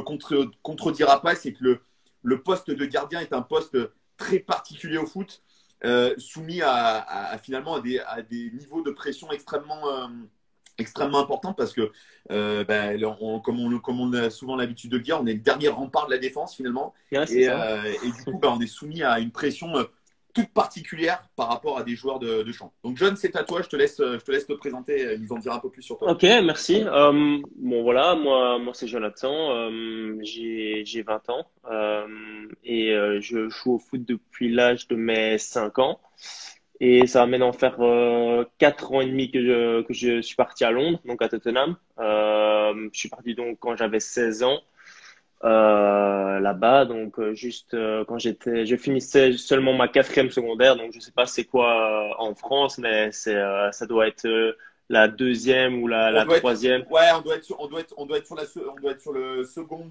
C'est ça, plus ou moins. Et ouais, je suis parti à cet âge-là, vraiment les rêves plein la tête, parce que voilà, quand on a une opportunité comme ça qui se présente, c'est difficile de dire non. Du coup, je suis parti là-bas et ça fait, du coup, comme je l'ai dit, 4 ans et demi que je suis là-bas et ouais, c'est vraiment une expérience de vie énorme. Et là, j'arrive à un stade de ma carrière où c'est le moment où on doit décoller parce que là, j'arrive aux portes de l'équipe première et c'est donc là que j'en reviens au fait que j'ai évidemment contacté Nathalie par l'intermédiaire de son fils parce que j'étais en fait en classe avec Adrien D'accord. plus Ok. jeune. Donc c'est comme ça que ça s'est fait. Et en fait, c'est Adrien qui m'a envoyé un message pendant le lockdown en fait, donc D'accord. pendant le confinement, donc en mars. Vu que j'étais de retour en Belgique, comme c'était confinement, on n'avait plus le droit de s'entraîner en Angleterre, donc Bien sûr. je suis reparti près de ma famille, ce qui était bien pour les retrouver, etc. Mais ce qui m'a fait le plus du bien, c'était de pouvoir essayer d'autres sports et essayer en fait, j'essayais de me dire comment je pourrais m'améliorer physiquement pour améliorer mes performances quand je reviendrai au foot, en fait. Donc, ce que j'ai eu la chance, en fait, c'est qu'Adrien m'a envoyé un message pour me parler du coup de ce que sa maman faisait, donc ce que Nathalie faisait, ce qu'elle proposait. D'accord. Et c'est de là qu'en fait, Adrien m'a du coup apporté d'abord le Ring Blue, que j'ai d'abord essayé. Et c'est là qu'en fait, ça a commencé parce que il faut savoir que moi, je suis gardien de but et je suis de base quelqu'un qui fait beaucoup de sport. Mais le confinement, c'était vraiment, je me retrouvais dans une situation où je me sentais obligé de faire plus car je voyais plus loin que le confinement. Et c'est là que j'avais besoin de ce coup de boost parce que on l'avait mentionné plus tôt dans le live avec le fait de s'hydrater, de bien manger et de bien dormir et tout ça. Mais ce sont des choses que je faisais déjà auparavant et je me disais il y a bien quelques pourcentages encore à aller grappiller pour me donner cette chance en plus d'être performant et d'intégrer une équipe première, que ce soit à Tottenham ou que ce soit n'importe où ailleurs. C'est le moment pour moi de décoller. Et c'est là que, du coup, j'ai commencé le Rainbow et que j'ai complètement adoré, quoi, parce que j'ai enchaîné sport, sur course. Enfin, j'ai amélioré ma condition physique à un point. Je suis revenu au club Pour donner une petite idée, l'année passée, je pesais, bon, je vais vous parler en kilos, je pesais 81 kilos. Et là, avec un pourcentage de masse grasse d'environ 12-13, qui est pour un Mhm. gardien encore correct. Pour un joueur de champ, ça doit être encore un peu en dessous. Un peu en Mais dessous, ouais. comme pour les gardiens, on a besoin de moins courir, c'est plus sur les réflexes, l'agilité et tout ça. Donc, j'étais déjà bien de base, mais quand je suis retourné après le confinement et tout ça, enfin, je pesais 78 kilos avec un pourcentage de masse grasse de 8. Donc, Ouais, t'avais et fait un c'est là sacré que job. c'est ça. Et c'est là que en fait tout a commencé parce que le Ring Blue m'aidait à en fait avoir envie de faire plus en fait parce que je me limitais à mes entraînements et parfois les renforcements musculaires et tout ça, tandis que là, enfin c'est tout bête, mais si on me proposait d'aller me promener ou de faire un match de tennis ou de faire un truc, bah je faisais toujours ce petit truc extra et voilà. Et puis il y a aussi eu la récupération grâce avec le 10K et le 5K qui aide aussi beaucoup à effectivement aussi en vouloir plus et le fait que le lendemain tu te sens aussi frais dans tes jambes et dans ta tête aussi, bah c'est en fait ce cercle de toujours avoir envie de continuer. Et c'est grâce, comme je l'avais dit, grâce à Adrien, le fils de Nathalie, que c'est comme ça que ça a commencé, quoi. Donc là, je suis toujours en train de les prendre tous les jours, matin et au soir pour le 10K avant d'aller dormir. Et ouais, je vois complètement la différence et j'arrive à maintenir une hygiène de vie très haute que je n'avais pas avant et voilà donc non c'est que bénéfique pour le moment pour moi donc voilà. Ok, donc c'est super intéressant. Alors, on parle beaucoup de Ringu là pour les gens qui sont sur le live. Donc, John et comme moi, on est sensibilisé par rapport au Ringu. Ringu qui est une marque qui travaille sur un produit extrêmement puissant pardon, qui est la phycocyanine. La phycocyanine qui est l'un des pigments naturels de la spiruline et qui a des vertus absolument incroyables, notamment en termes de récupération. Et quand je parle d'incroyable, moi je suis pas pourtant un dingo de tout ce qui va être supplémentation pour la récupération, etc. Mais pour le coup, là, c'est vraiment, ça a vraiment des effets incroyables. D'ailleurs, si vous avez des questions, n'hésitez pas à me les poser après le live ou à m'envoyer des messages, j'y répondrai avec plaisir. Jonathan, en plus, ce qui est très intéressant, c'est qu'il joue dans un championnat extrêmement exigeant qui est la Première Ligue, un championnat très physiquement très dense, euh, avec une intensité incroyable, sur un poste qui nécessite un un grand niveau de concentration par rapport comme tu disais hein, tout à l'heure, par rapport aux réflexes, etc.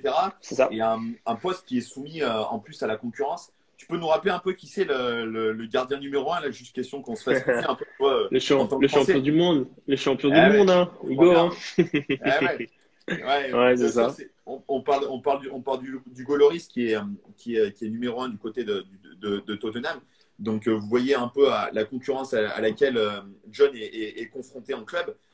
Mais ce qui est très intéressant, c'est que très souvent, et je tenais à t'avoir sur ce live ce soir, et je t'en remercie d'ailleurs encore, c'est que très souvent, on a tendance un petit peu à cracher un petit peu sur le foot en parlant de l'hygiène de vie des footballeurs, etc. Et je pense que je me trompe pas, hein, tu m'arrêtes si je dis une bêtise, mais je pense pas trop me tromper. Le niveau d'exigence et d'hygiène de vie des joueurs en première ligue, c'est pas tout à fait le même niveau d'exigence que dans le championnat français, même si je dénigre pas le championnat français, mais on sait que la première ligue, c'est un championnat qui est extrêmement exigeant. Et du coup, toi, tu as complètement intégré ça et aujourd'hui, Mais en l'hygiène fait de j'ai vie est connu un que facteur ça en important. fait. Ouais, J'ai bien connu sûr. que ça, donc pour moi c'est très difficile de comparer parce que comme je te l'ai dit, je suis parti à 16 ans, j'étais en équipe de jeunes et en fait c'est tout ce que j'ai connu, c'était le paradis, c'est comme ça que j'aime bien l'appeler parce que moi en fait j'ai tout à ma disposition, le centre d'entraînement est magnifique, on a un personnel qui sont là pour nous 24 heures sur 24, enfin on est chouchouté un peu dans un sens, mais on doit le rendre aussi. Donc, Bien tout ce sûr. qu'on fait, c'est comme tu dis, les sacrifices, l'hygiène de vie et tout ça. Donc voilà, mais c'est évidemment exigeant. Mais voilà, c'est pas pour rien que la première ligue est la meilleure ligue du monde. Donc, les exigences sont là et la pression, comme tu l'as dit, elle a aussi. Et c'est à nous de répondre présent à cette dernière, quoi. Donc, Mais ce qui donne encore plus ce qui donne encore plus peut-être de profondeur à ton propos, dans le sens où justement vous êtes, comme tu dis, hein, vous êtes chouchouté, etc. Certes, mais vous êtes lié à un niveau de confrontation finalement et de concurrence qui est absolument incroyable. Alors peut-être un petit peu moins du côté des gardiens de but, et encore finalement dans une équipe il y a un poste, hein, il y a un poste de gardien. Autant sur les joueurs de champ, on peut switcher, il y a un blessé, etc.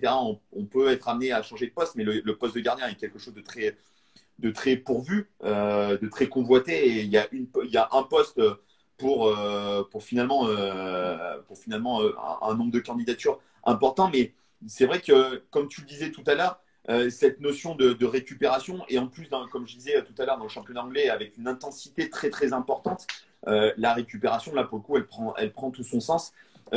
Du coup, en quoi Nathalie particulièrement,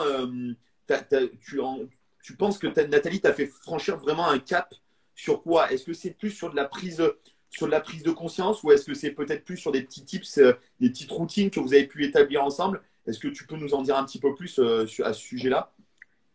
je pense que Nathalie m'a surtout ouvert les yeux sur les choses naturelles parce que j'étais un gros adepte du Red Bull et du Monster et toutes les choses comme ça. Donc tout ce qui était un peu pre-workout avant, par exemple, une séance de musculation ou simplement des entraînements. Parce qu'en fait, au club, on a la disposition ils appellent ça des chewing-gums caféinés. Donc Ouais. c'est l'espèce de chewing-gum qu'on prend comme un chewing-gum et en fait, il y a beaucoup, beaucoup de caféine là-dedans. Mhm. Mais ce n'est pas évidemment une substance naturelle. Ce qui fait que pour moi, ça fait l'effet inverse. En fait, le fait de prendre ce chewing-gum avant l'entraînement, ça me fait un effet de boum boum sur moi et ça fait que je me sens en fait plus fatigué qu'autre chose. Donc oui, je suis réveillé tout ça, mais le fait que genre ça accélère le rythme Un cardiaque quand rythme je demande, cardiaque beaucoup plus élevé, ouais, bien sûr. c'est ça. Et depuis que j'ai commencé le Ring Blue, le fait de le prendre le matin, j'ai la sensation qu'en fait, mon niveau de concentration, mon niveau physique est toujours constant en fait. Il n'y a pas un moment où je vais T'as pas de bâcler. pic. C'est ça, j'ai pas de pic pendant l'effort. J'aurai sûrement un pic après l'effort parce que évidemment je dépense beaucoup d'énergie pendant mes activités, Bien mais entendu. pendant l'effort, il y aura pas un moment où je vais chuter et je vais entre guillemets abandonner. Il y a pas par exemple pour vous donner une idée, j'ai un programme, disons musculation avec X exercices et peut-être il y avait des fois sans le Ring Blue où je me disais bon finalement aujourd'hui je vais peut-être pas faire les trois derniers parce qu'il y a Chick, il y a Tchak. Je me trouvais des excuses en fait. Ouais. Tandis que j'ai remarqué depuis que je suis avec le Ring Blue, bah en fait les trois exercices que je voulais pas faire, bah j'en additionne trois en fait. Donc Ouais. Inverse. c'est l'effet opposé, c'est ça.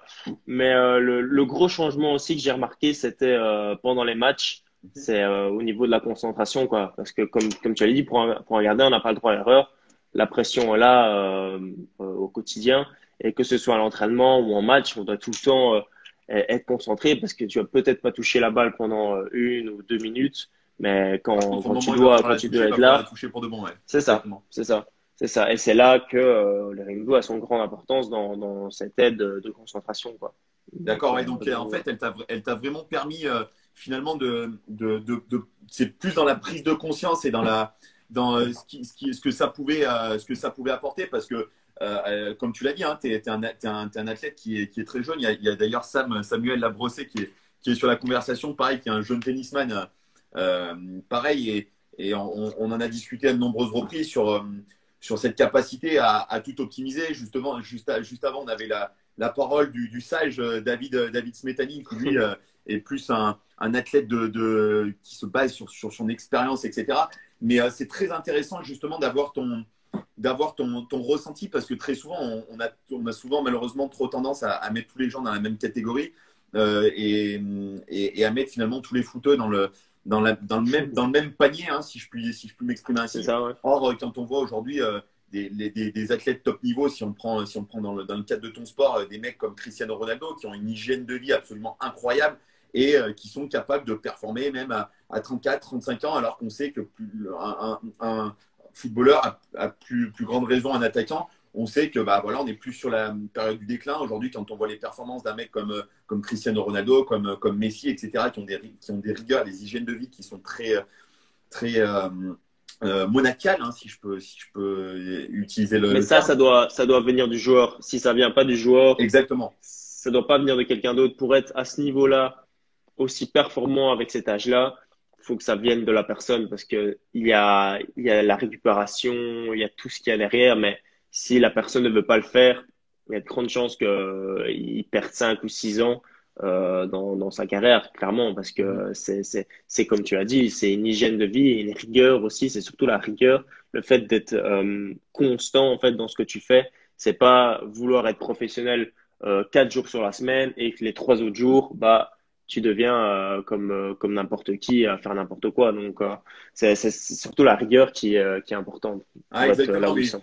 dans ton discours, on sent la patte du champion anglais avec justement cette Ah, dimension mais moi, rigueur. j'étais pas du tout comme ça. Enfin, j'adorais le foot. En fait, pour moi, le foot, ça a toujours été une passion Mhm. jusqu'à mes 15-16 ans. Mais c'est là, en fait, que la mentalité anglaise a été implémentée dans mon esprit où c'était travail, rigueur et constance, quoi. Plus de C'est ça ça, les 3 mots. C'est En plus de ça. ça, tu as eu de la chance d'arriver dans l'un des plus gros clubs du monde, hein, parce qu'aujourd'hui, Tottenham fait partie de ces très, très gros clubs voilà, qui sont aujourd'hui références dans le foot mondial et dans le foot européen et dans le foot mondial.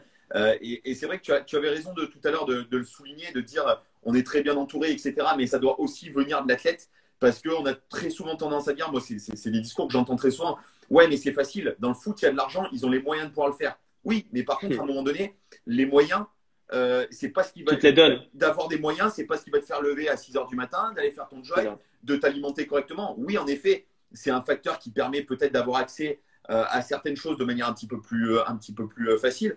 Par contre, quand les potes vont te proposer d'aller boire un verre, c'est pas parce que tu as de l'argent qu'à un moment donné, c'est toi qui va te dire non. Écoutez, les mecs, moi Alors, j'ai une rigueur, j'ai un rythme pour de vie. parler de sacrifice, là, j'ai eu la chance de rentrer en Belgique maintenant cette semaine pour voir un peu ma famille, mais ça faisait presque 5 mois que je n'étais plus rentré, quoi. Ouais, Parce voilà. que justement, c'était un choix que j'ai fait il y a 4 ans et que je m'y tiens encore aujourd'hui.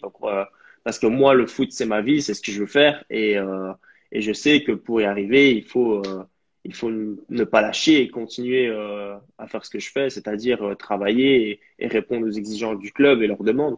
Donc, il y a que ça et c'est des gros sacrifices aussi que les gens ne voient pas.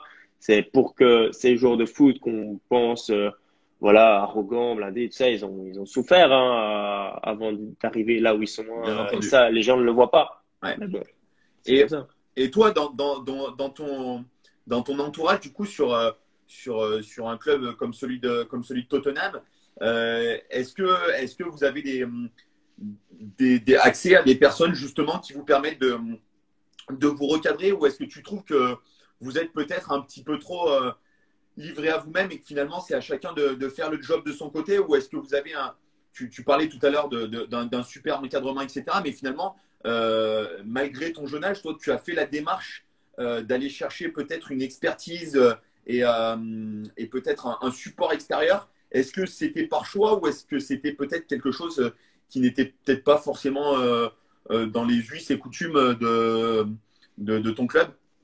Le problème, c'est qu'en fait, on arrive à une période dans le foot où les exigences sont de plus en plus hautes, c'est-à-dire que le foot n'est plus comme il était il y a 30 ans. Mhm. Euh, Si on regarde les talents d'aujourd'hui qui n'y arrivent pas, qui arrivent à la porte de l'équipe première ou la porte voilà, de percer, d'aller là où ils veulent aller, auraient peut-être réussi il y a 30 ans. Maintenant, il y a d'autres facteurs qui se sont ajoutés. C'est évidemment, on peut plus faire n'importe quoi. Il y a 30 ans, c'était pas la même hygiène de vie, c'était pas les mêmes choix et les mêmes demandes aussi. Donc voilà, on arrive à un stade où si un footballeur de mon âge veut vraiment y arriver, il va devoir mettre tout en œuvre, c'est-à-dire ses sacrifices, demander des conseils à des gens pour justement gratter ces pourcentages qui feront que il arrivera là où il sera au final, il est là où il veut aller. Si tu ne fais pas ça, il y a le grain de chance, le facteur chance qui est là aussi, mais s'il n'y a pas ce travail et vraiment cette envie d'y arriver, il y a vraiment peu de chance, vraiment, vraiment peu de chance. En tout cas, les personnes avec vraiment beaucoup de talent, peut-être y arriveront, mais n'arriveront peut-être pas au stade où ils auraient pu aller s'ils avaient mis tout en œuvre, en fait. J'en parle beaucoup avec mes parents, avec mon frère et tout ça. En fait, je veux faire tout pour qu'au final, à la fin de ma carrière, je n'ai aucun regret. Aucun regret, Ou même exactement. aucun regret. Dans 6 ou 7 ans, j'ai envie de me dire, voilà, j'ai fait tout ce que je pouvais faire pour être à ce stade-là. Donc, c'est la mentalité de la majorité des joueurs de foot. Mais malheureusement, il y a encore des talents gâchés, comme on aime les appeler, Mhm. où ils arriveront peut-être à être professionnels, mais n'arriveront pas au niveau où ils auraient pu être s'ils avaient fait tout leur possible, quoi. Ouais, Donc, c'est super intéressant ce que tu dis parce que moi, je travaille notamment sur la formation de jeunes athlètes et plus particulièrement de gymnastes où on est dans un sport également qui est extrêmement ingrat, extrêmement difficile, où la sélection est rude également. Et c'est ce que j'aime très souvent à dire, c'est qu'à un moment donné, les athlètes les plus talentueux ne sont pas forcément ceux qui arrivent au bout. Parce qu'à un moment donné, le talent ne suffit plus. Et aujourd'hui, il y a beaucoup de facteurs qui permettent l'émergence de nombreux talents. Qui plus est dans un milieu comme le tien, dans le foot, aujourd'hui, il y a des moyens de recrutement qui font que n'importe quelle pépite, finalement, c'est quasiment impossible qu'une pépite passe à travers les mailles du filet, finalement.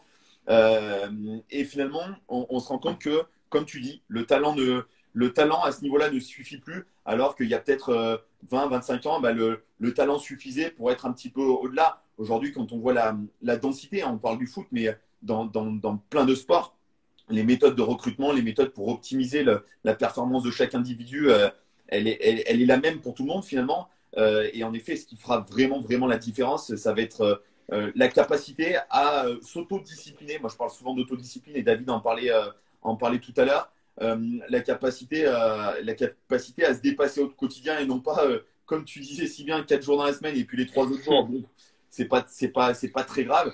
Euh, et c'est tout à fait. On se rend compte que aussi bien David à son niveau, qui est dans une préparation pour faire ses 5e Jeux Olympiques, que toi qui es en début d'une jeune carrière dans un milieu extrêmement concurrentiel, le mot qui revient, c'est cette autodiscipline, cette rigueur au quotidien, sur tous les aspects, sur la récupération, sur l'alimentation, sur l'hydratation. Et c'est peut-être ce qui fera la différence. En tout cas, on te le souhaite. Je vais pas te monopoliser plus longtemps, John. En tout cas, mille non, mais merci à c'était un toi. plaisir d'être là, hein. Mille Un merci à plaisir, toi n'importe quand. d'avoir partagé un petit peu ton expérience. On te souhaite plein de bonnes choses. Pour ceux qui sont sur le live ou ceux qui vont regarder la diffusion, allez suivre John. Il est sur les réseaux sociaux, il n'y a aucun problème, vous le trouverez. John Deby. Et en tout cas, on te souhaite bonne continuation. On espère que tu seras le digne successeur du Gauloris C'est du côté de gentil. Tottenham et peut-être même voir bien mieux. En tout cas, merci et honoré de ta présence ce soir avec nous. On te souhaite bonne continuation et en tout cas, à nouveau, merci d'avoir été là parmi nous ce soir. Pas de souci. Un John. tout grand merci, Thibaut. Passez une bonne soirée. Merci à Avec tous. plaisir. Au Salut, revoir. John. Au revoir. Voilà, les amis, j'espère que ce live vous intéresse. On va rejoindre Nathalie pour clôturer sans doute ce live. Hop, je vais envoyer la demande à Nathalie. Hop, voilà. Nathalie qui nous rejoint. Super. Voilà, un échange encore super intéressant avec John, qui est un jeune sensé avec la tête sur les épaules, qui sait bien ce qu'il veut. Euh, Nathalie, est-ce que tu avais peut-être des compléments à apporter par rapport à ce que Jonathan a pu nous dire dans son approche, dans le travail que toi, tu peux faire avec lui au quotidien? Ce que je voulais dire déjà, c'est que moi, je suis très fière de l'entendre, en fait, parce qu'il faut rappeler qu'il est très jeune, il a l'âge de mon fils, Mm.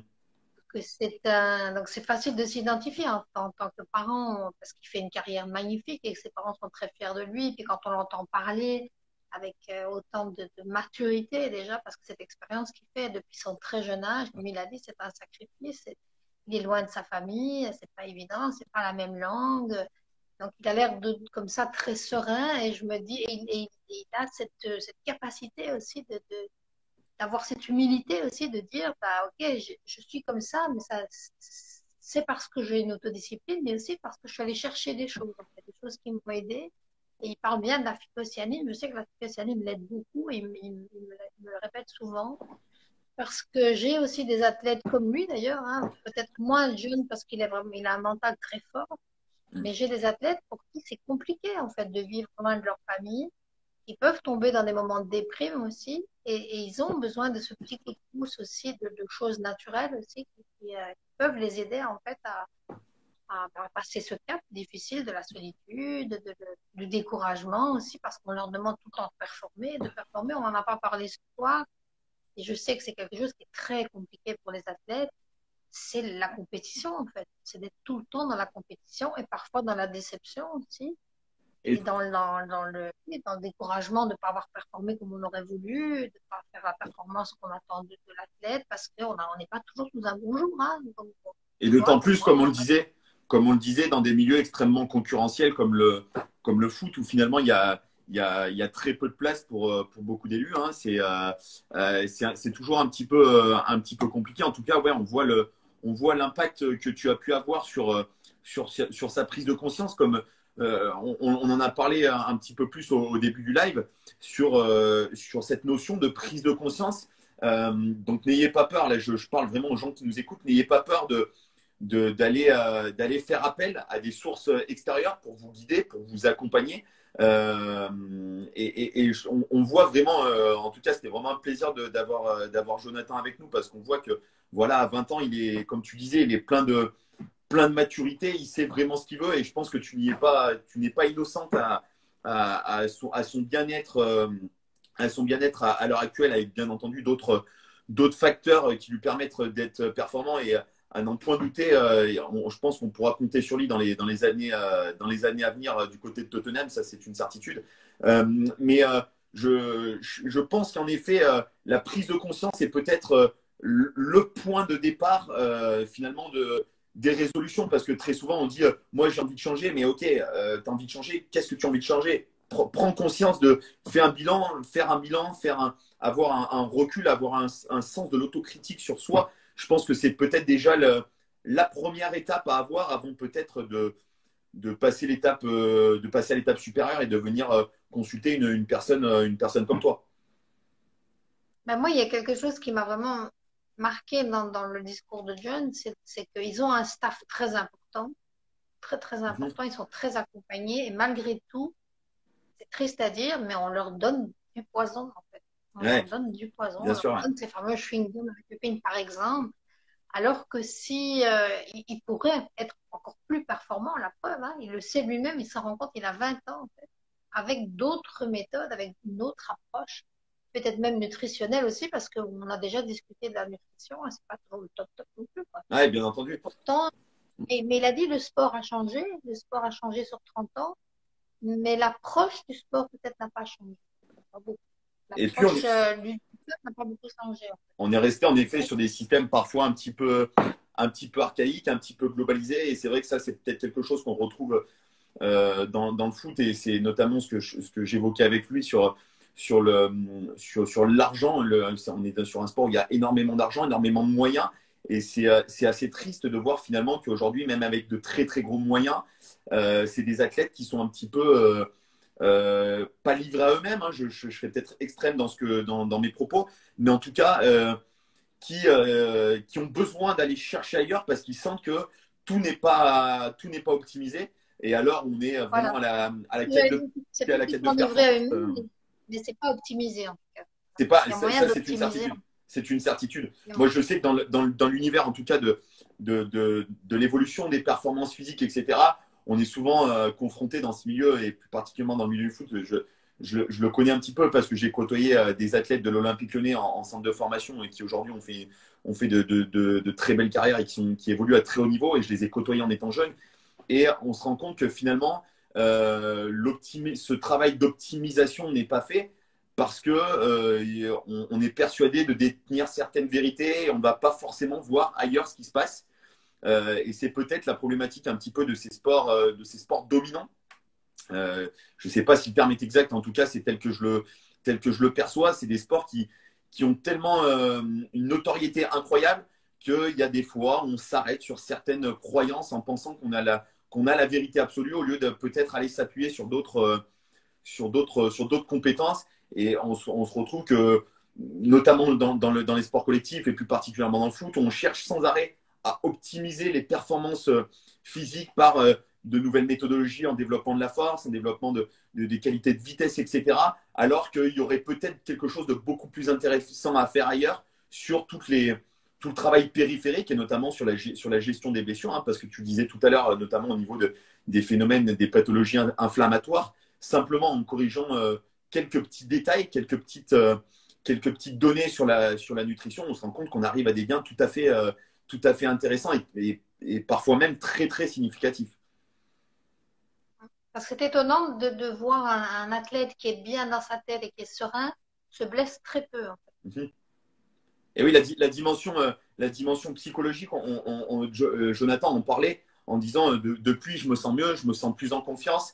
Et c'était très marrant d'ailleurs quand il parlait du Ring Blue comme l'élixir de la performance. Mais en fait, tout simplement, ce qu'il faut savoir, c'est que moi, prenant moi-même du Ring Blue, en effet, il y a une connotation psychologique en disant ok, je sais, il y a peut-être un effet placebo aussi, hein, bien entendu. Je pense qu'il n'est pas à négliger en plus des bienfaits de la phycocyanine dans le fait de se dire ok, de façon tranquille, j'ai pris mon bouchon de Ring Blue et finalement rien ne peut m'arriver. Donc en effet, il y a des facteurs psychologiques qu'on ne peut pas négliger. Aujourd'hui, on sait qu'un athlète qui se sent bien, et David l'a également fortement souligné, un athlète qui est bien dans sa tête, bien dans ses pompes, on sait que c'est un athlète qui est beaucoup plus performant.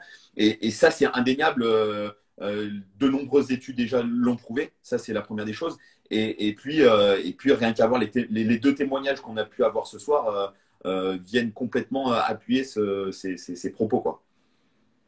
C'est vrai que l'effet placebo existe et que c'est très bien, mais il y a aussi l'effet inverse. Et j'ai plutôt des gens sceptiques à la base que l'inverse. Donc les gens le prennent en se disant on va voir si ça fait quelque chose et en fait ils se rendent compte en fait. Bien entendu. Et les études le montrent en fait. La phycocyanine agit au niveau de la production des neurotransmetteurs, David, sur la noradrénaline, l'adrénaline, toutes ces hormones en fait qui sont nécessaires à notre équilibre nerveux et ce que tu appelles psychologique, c'est-à-dire notre équilibre de notre système nerveux en fait. C'est ce qui fait toute la différence. C'est pour ça que les gens qui ont un problème de thyroïde sont des sauts d'humeur, des choses comme ça. Les sauts d'humeur, c'est uniquement dû à la production de neurotransmetteurs, la concentration, la volonté de faire les choses. C'est pour ça que les gens qui sont en dépression et qui ne produisent pas certaines hormones, elles n'ont plus envie de rien faire en fait. C'est vraiment une question purement physiologique. C'est vraiment une production d'hormones qui ne se fait pas dans le corps. La phycocyanine, elle vient rééquilibrer ça. Et c'est pour ça aussi qu'ils ont plus envie d'y aller, ils ont plus d'entrain, ils ont plus de concentration. Ça a cet effet-là sur le corps. Et à côté de ça, oui, ça a un effet. Quand il disait, les 3 exercices que je n'avais pas envie de faire, maintenant je les fais 3 fois plus. Ça, c'est l'effet en fait de la transformation de l'acide lactique en ATP, c'est-à-dire en énergie. Où l'athlète va aller plus loin dans son effort. Là où je disais tout à l'heure, le corps est bien fait, il nous arrête en fait au moment de rupture. Il est capable aussi de générer autre chose. La phycocyanine va lui permettre d'optimiser et de transformer en fait ce qu'il a produit, l'acide lactique, il l'a produit dans un but, le corps, de le transformer pour produire encore plus d'énergie, aller plus loin dans le corps. Et ça, pour un athlète, c'est exactement ce qu'il cherche. Exactement. C'est exactement ce qu'il cherche. Exactement. Et tout à l'heure, on parlait justement de cette notion psychologique et cette notion de concentration. Moi, j'y suis aussi confronté parce que je suis dans un sport qui est la gymnastique et qui nécessite des niveaux de concentration extrêmement importants, notamment par rapport à la dimension acrobatique, par rapport à la notion prise de risque permanente. Du coup, c'est vrai que moi, je me suis rendu compte que c'était un support très important. Pourtant, étant plutôt sur ma fin de carrière, je me dis dommage que je n'ai pas connu ça finalement avant. On se rend compte, tu parlais notamment de la gestion hormonale, etc. Moi, c'est un sujet sur lequel je suis plutôt très au fait parce que j'entraîne des athlètes féminines et surtout très jeunes et qui sont confrontées. Donc, je suis moi-même aussi confronté par rapport à des problématiques parfois un petit peu complexes à gérer, notamment les premières règles, etc. Et on se rend compte en effet que tous ces aspects hormonaux ont un impact dans la performance de manière très, très, très importante. Et moi, aujourd'hui, j'essaye de m'appuyer justement sur des personnes telles que toi qui ont une connaissance, et une expertise dans ce domaine, justement pour apprendre à gérer ces mouvements d'humeur, ces temps forts, ces temps faibles, entre guillemets, hein, parce que ça reste des temps forts et des temps faibles, et puis laisser, comme je dis, il y a des jours de beau temps, et puis il y a des jours où c'est un peu plus orageux, et ben, ces jours un petit peu plus orageux, apprendre finalement à mieux les gérer, et puis à gérer cet équilibre subtil, parce qu'on sait que justement, comme tu l'as si bien souligné, la notion d'équilibre hormonal et cette notion d'homéostasie, tu en as parlé en début de live, elle est primordiale dans la performance sportive en tout cas. Écoute, Nathalie, je pense qu'on va s'arrêter là. On a fait un live vraiment super intéressant. Là, je ne sais pas combien de temps ça dure, mais on a fait quasiment 2 heures de live. En tout cas, n'hésitez pas à envoyer et à contacter Nathalie pour divers sujets. Elle se fera un plaisir, je pense, de vous répondre. Merci à toutes et à tous ceux qui ont suivi ce live. Nathalie, c'était un véritable plaisir de te recevoir et d'échanger avec toi, avec les athlètes que tu accompagnes. Je rappelle que tu fais notamment de nombreuses conférences. Tu as l'habitude de parler sur des sujets divers et variés, notamment sur les problèmes de thyroïde, etc. Un des sujets parmi tant d'autres.